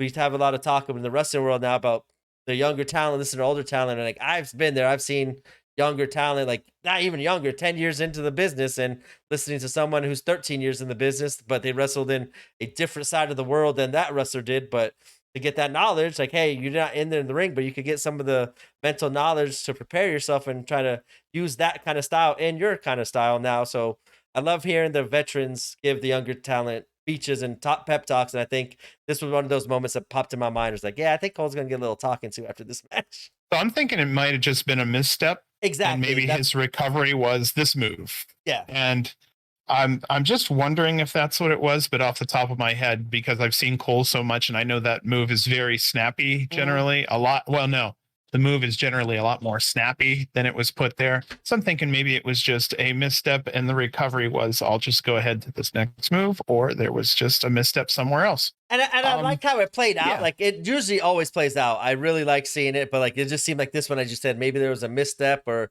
like he just took that one little hesitation. But maybe it was like and Tony like KG goes, oh Tony had something in his eye. He was rubbing his eye, so maybe Tony Deppen was mad that something happened to his eye. But it just like his reaction, I think was fuck this. I was like that just kind of went in my mind. I was like I wonder how much influence Tony Deppen will have on like younger talent like Cole Radrick, where if he says something to them or if he goes out of his way to make mentions on just like little moments like that where probably not nobody else noticed it. I just happened to notice it because I just was paying attention during that time. But like those little things that make these wrestling matches better, I think Tony could give a lot of knowledge and probably does with those little minute things that as fans we think it's minute, but as wrestlers they probably like probably Cole's like, oh, like I took too long, even probably he's maybe even mentally beating himself up with, but like I just want to see like how that affects his move. It might not even as you said, but that just was something that popped in my mind during that little part of the match that I saw. The creative part of me is saying that maybe that's a setup for Deppen going after Cole's title. And it'd be a Now, cool again, little though, callback if it was. but at the same time too, I know that title is a very rough title to keep, and I don't think that those kind of matches are in Tony's wheelhouse, and I respect that because that's only for certain people. But that's what I'm thinking would be if it were a title that didn't involve those kind of matches, that may be the first little sign that Tony's going, Yeah. time to come after him. And I've seen Tony go against like these. I think it was like Joey Janela he went against, and he was like, "Hey, we ain't getting any of this fuckery going on. Like, get this shit out of here. Like, this is not what we're doing tonight." Like, I think he would be a cool like anti ultra or anti extreme title holder because he's like, "Nope, I'm the champion. We ain't getting extreme. This is my rules.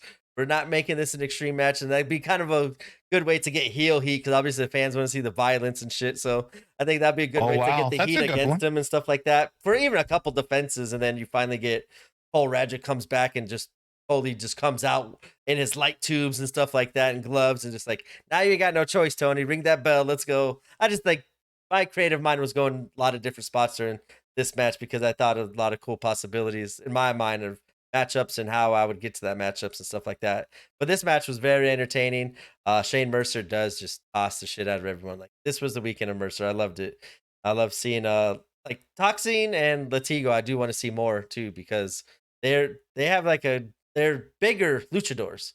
So they're able to do more stuff than other just flying around like ASF style. They could do all that stuff, but then they are such bigger wrestlers that they could do a lot of the power stuff too. So I definitely want to see those two back in a GCW ring. They could definitely fit in with all the luchadors and scrambles that GCW has been putting on lately. Come see Los Macizos, baby. Oh, that'd be They nice.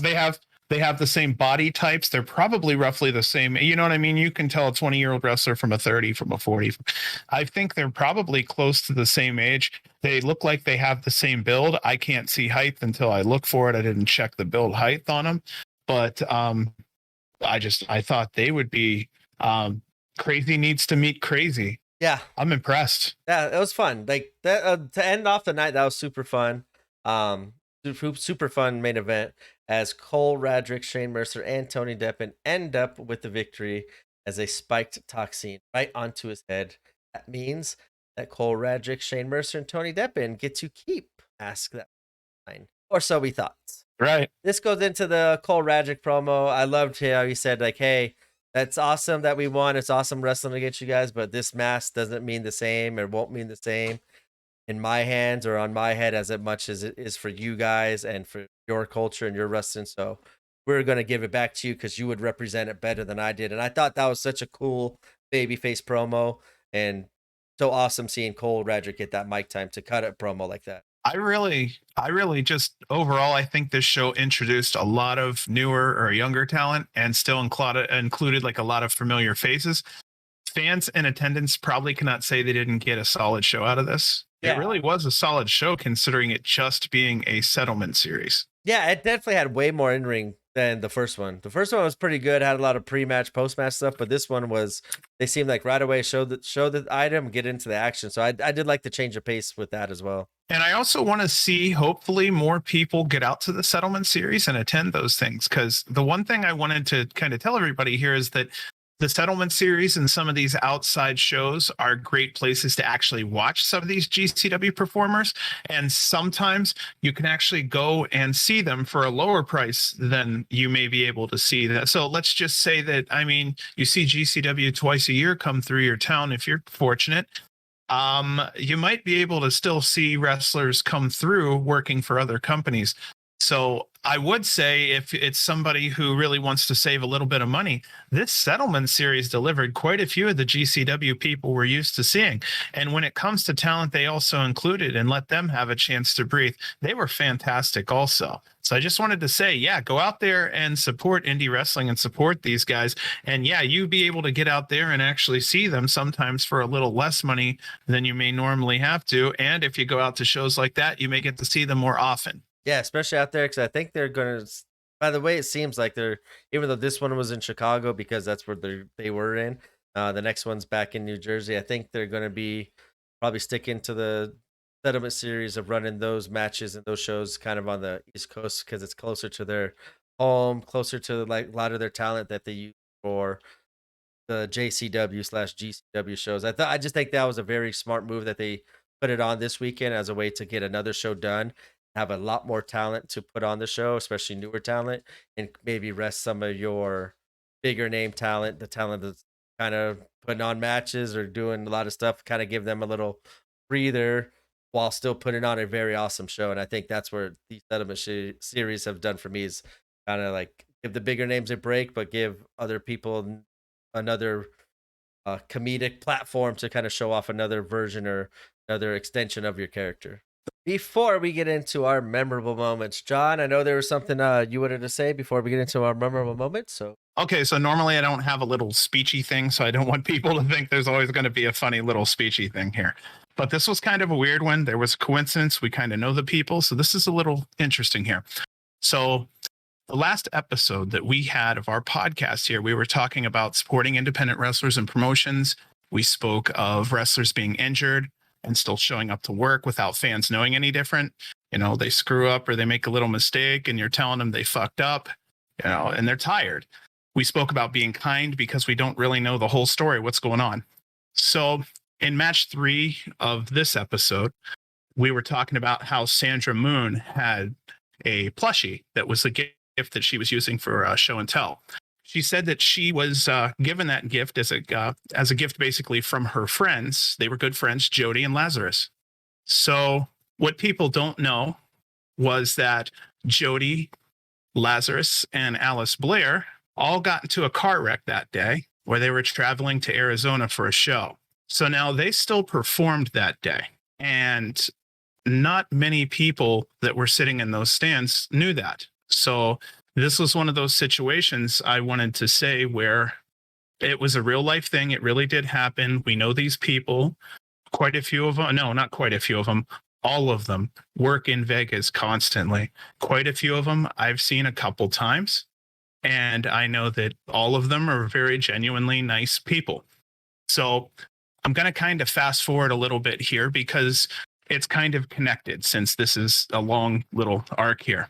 But I like to always do the upcoming shows where there's GCW talent. We actually talk about the show. So the last episode and probably this episode, maybe not, we spoke of the ICW No Holds Barred show that's coming up. And I said that because there was numerous talents from GCW, the GCW regulars, so to speak, that are going to be on this show.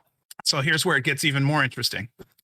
There's a show this weekend on Friday, September 9th, out here in Las Vegas, where there's 6 different GCW performers coming in for that weekend to perform. So it's at a company here in Las Vegas called Grap House. That's GRAPHOUSE. I believe 2, if not all 3 of those performers were scheduled to be on this show. I believe 2 of them were. And as far as I know, I believe both of them are still announced for the show until I see otherwise. But this is their first anniversary show. So they were, as usual, bringing in big talent, but this is their first anniversary. So they were bringing in a huge amount of talent.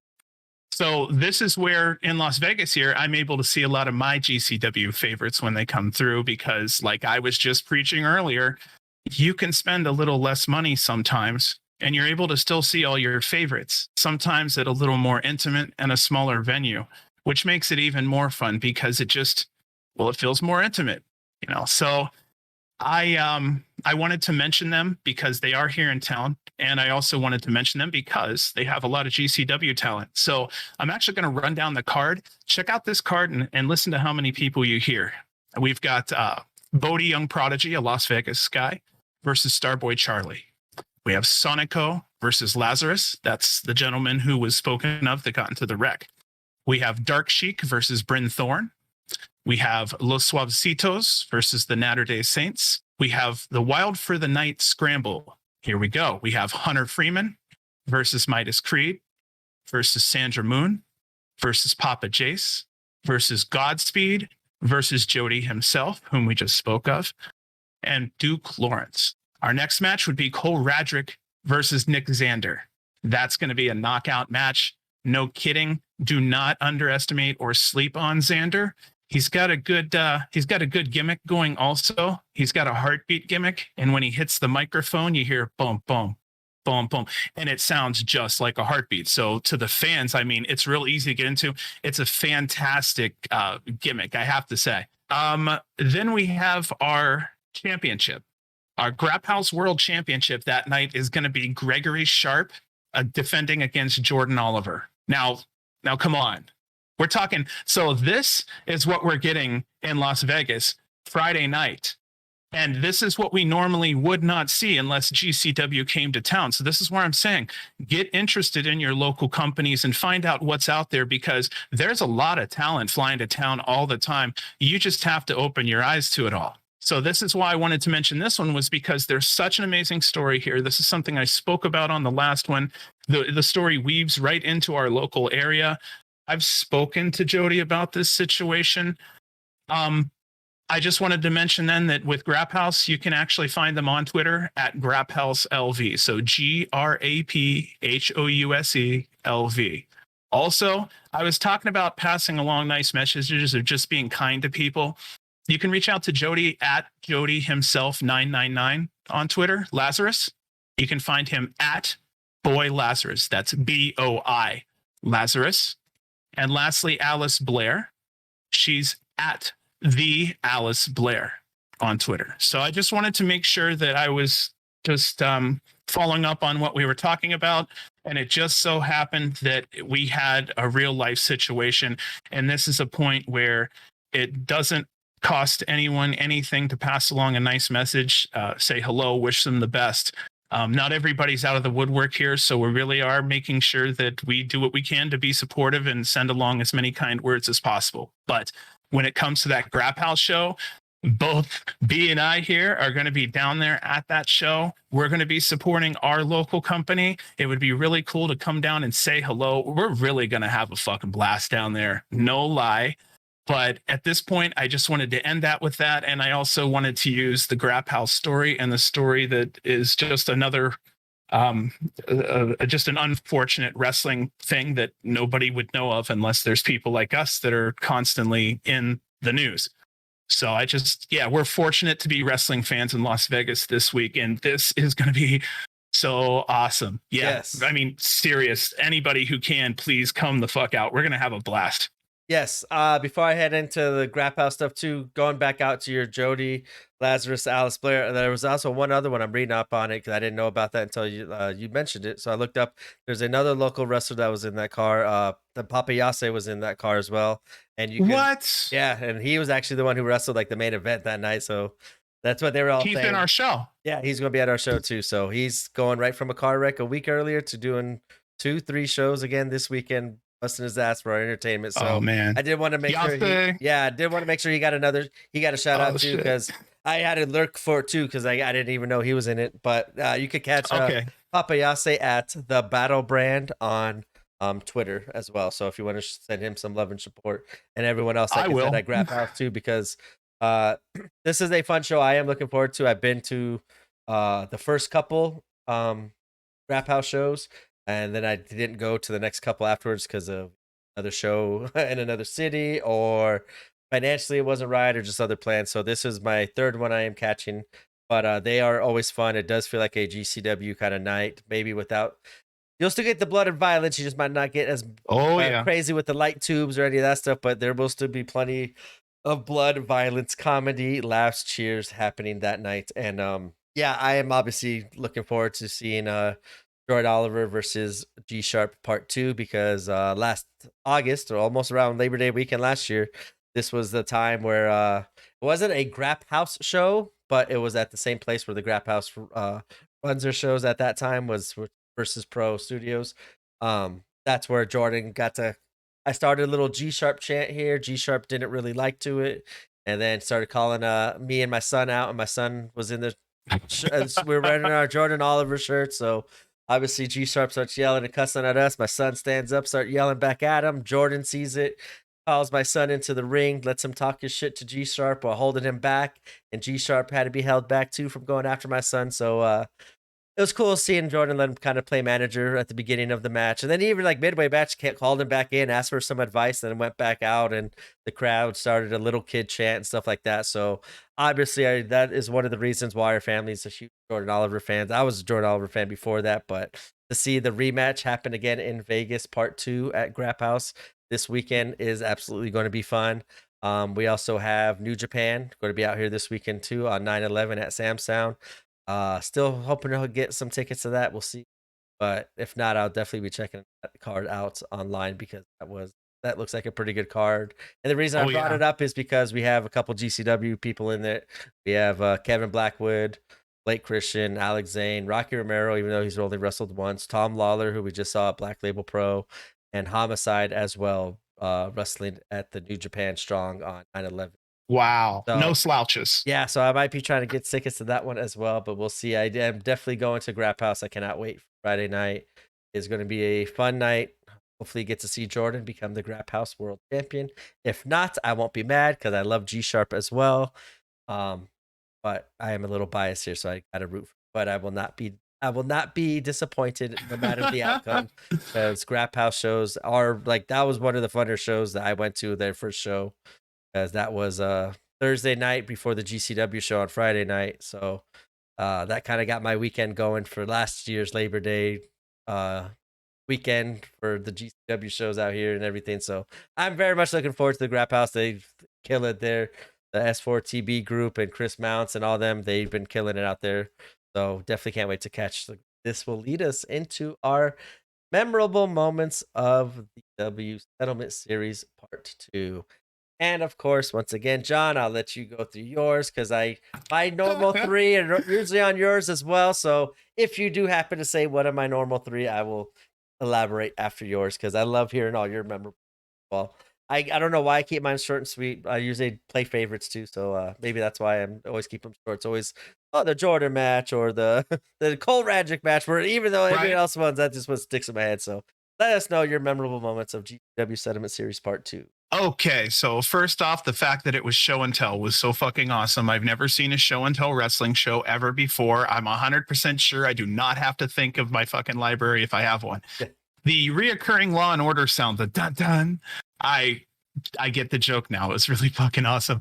The J Vidal Mickey Mouse Clubhouse song, and also Drinking from the Condom. I think that was a memorable moment. Sandra Moon obviously shouting out her friends, much love to her and her friends. Another successful scramble where we have no expectations, and somehow that's absolutely made it better. Billy getting split open again, that's, but again, it's not the split for the fact it was for me to see that her eye color matched with the red, obviously is going to make for some good pictures and some good video down the road. Axton Ray and Teriyaki showing the fuck out like they should. It was really good, really strong performances. Frank the Clown appearance, it was just nice to see him. Again, colorful characters, good way to look at it. I enjoyed the Lloyd and Everett match. It was a comedy match. Grandma Pill's chants were fun. I liked ASF having a single spotlight. That was really nice to see. It had been a while, and he really looked a lot better. He's obviously grown in the last 6 months to a year. Deppen pulling weight and really looking good tonight was so obvious. I put it in a memorable moment because it looked so good. Lastly, Drago Kid looking great. And last, fun night. Looking forward to the next theme for GCW Settlement Series Part 3. Yeah, I'm right there with you. I'm excited. This was the show and tell one, so I was interested to see how it would play out. I think if they're going for comedy, I love the Settlement Series Part 1 more because I loved hearing all the different stories and how they were going to settle the dispute. So show and tell was a nice change of pace. I do like it. It was fun. I like seeing what the wrestlers decided to bring because I always wondered like what would be something meaningful to them and stuff like that. Well, some people obviously used it for comedy. It was well placed throughout the night. So I loved seeing the show and tell part. Loved seeing the comedy of the night because these settlement series that GCW's had is entertaining. Like, and this one was not just entertaining on the outside. Their matches absolutely was really good. This one too. Like the first one was more pre-match, post-match comedy. But the match, and I like how they did their matches with comedy inside of, hey, objection, stuff like that. Like the comedy matches killed it on part one, where now the comedy and like the storytelling was more before the match, and then they kind of let them actually have a real match. I like to see how some of those items that were brought were used as weapons during it. So nice comedy event for me. I love seeing it. And another thing I love seeing was the younger talent and different talent getting mic time because we always kind of want to talk. We talk about it doesn't want to take away from the show. Obviously, I go there. I want to see them wrestle, wrestle, wrestle. But if we are going to have people talk, I don't want to see the same two, three people talk. I like to hear more. So these kind of shows kind of lend towards that. Where hey, here's your minute. Explain your item. Get yourself over. Get the item over. Do what you need to do to make an impression. But here's your 1 minute to do so. So I like everyone getting that even that short amount of time in, tell the story and help improve their character and get deep into the whole Settlement Series aspect of it because I love whole making fun of uh like just the whole thing of wrestling, like with the graphics are being cheesy, corny, but in a Yeah. good funny way, not like a horrible way. But I love seeing that. And one other thing I did not, because I mentioned I'm a little play favoritism here. One of my new favorite wrestlers I was looking forward to seeing on this card was not there, and he was announced for it was one Mr. Archie Willits. old Hmm. Archie Willett's form tonight. That was also would have been Jordan Oliver. That's they kind of hated him out to be on the picture. So hopefully everything's all right with Jordan. Then maybe he just had to take the night off and not want to get too crazy as he had awesome Aussie Open later on that evening.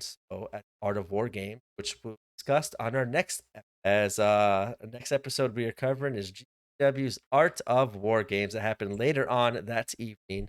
So maybe that had something to do with Jordan not participating in Settlement Series, but just fine because they absolutely killed it going against Aussie Open and Settlement Series. Obviously, very entertaining without him as well. So it's been fun. It's been a fun 2 shows so far. Art of War games, the violence.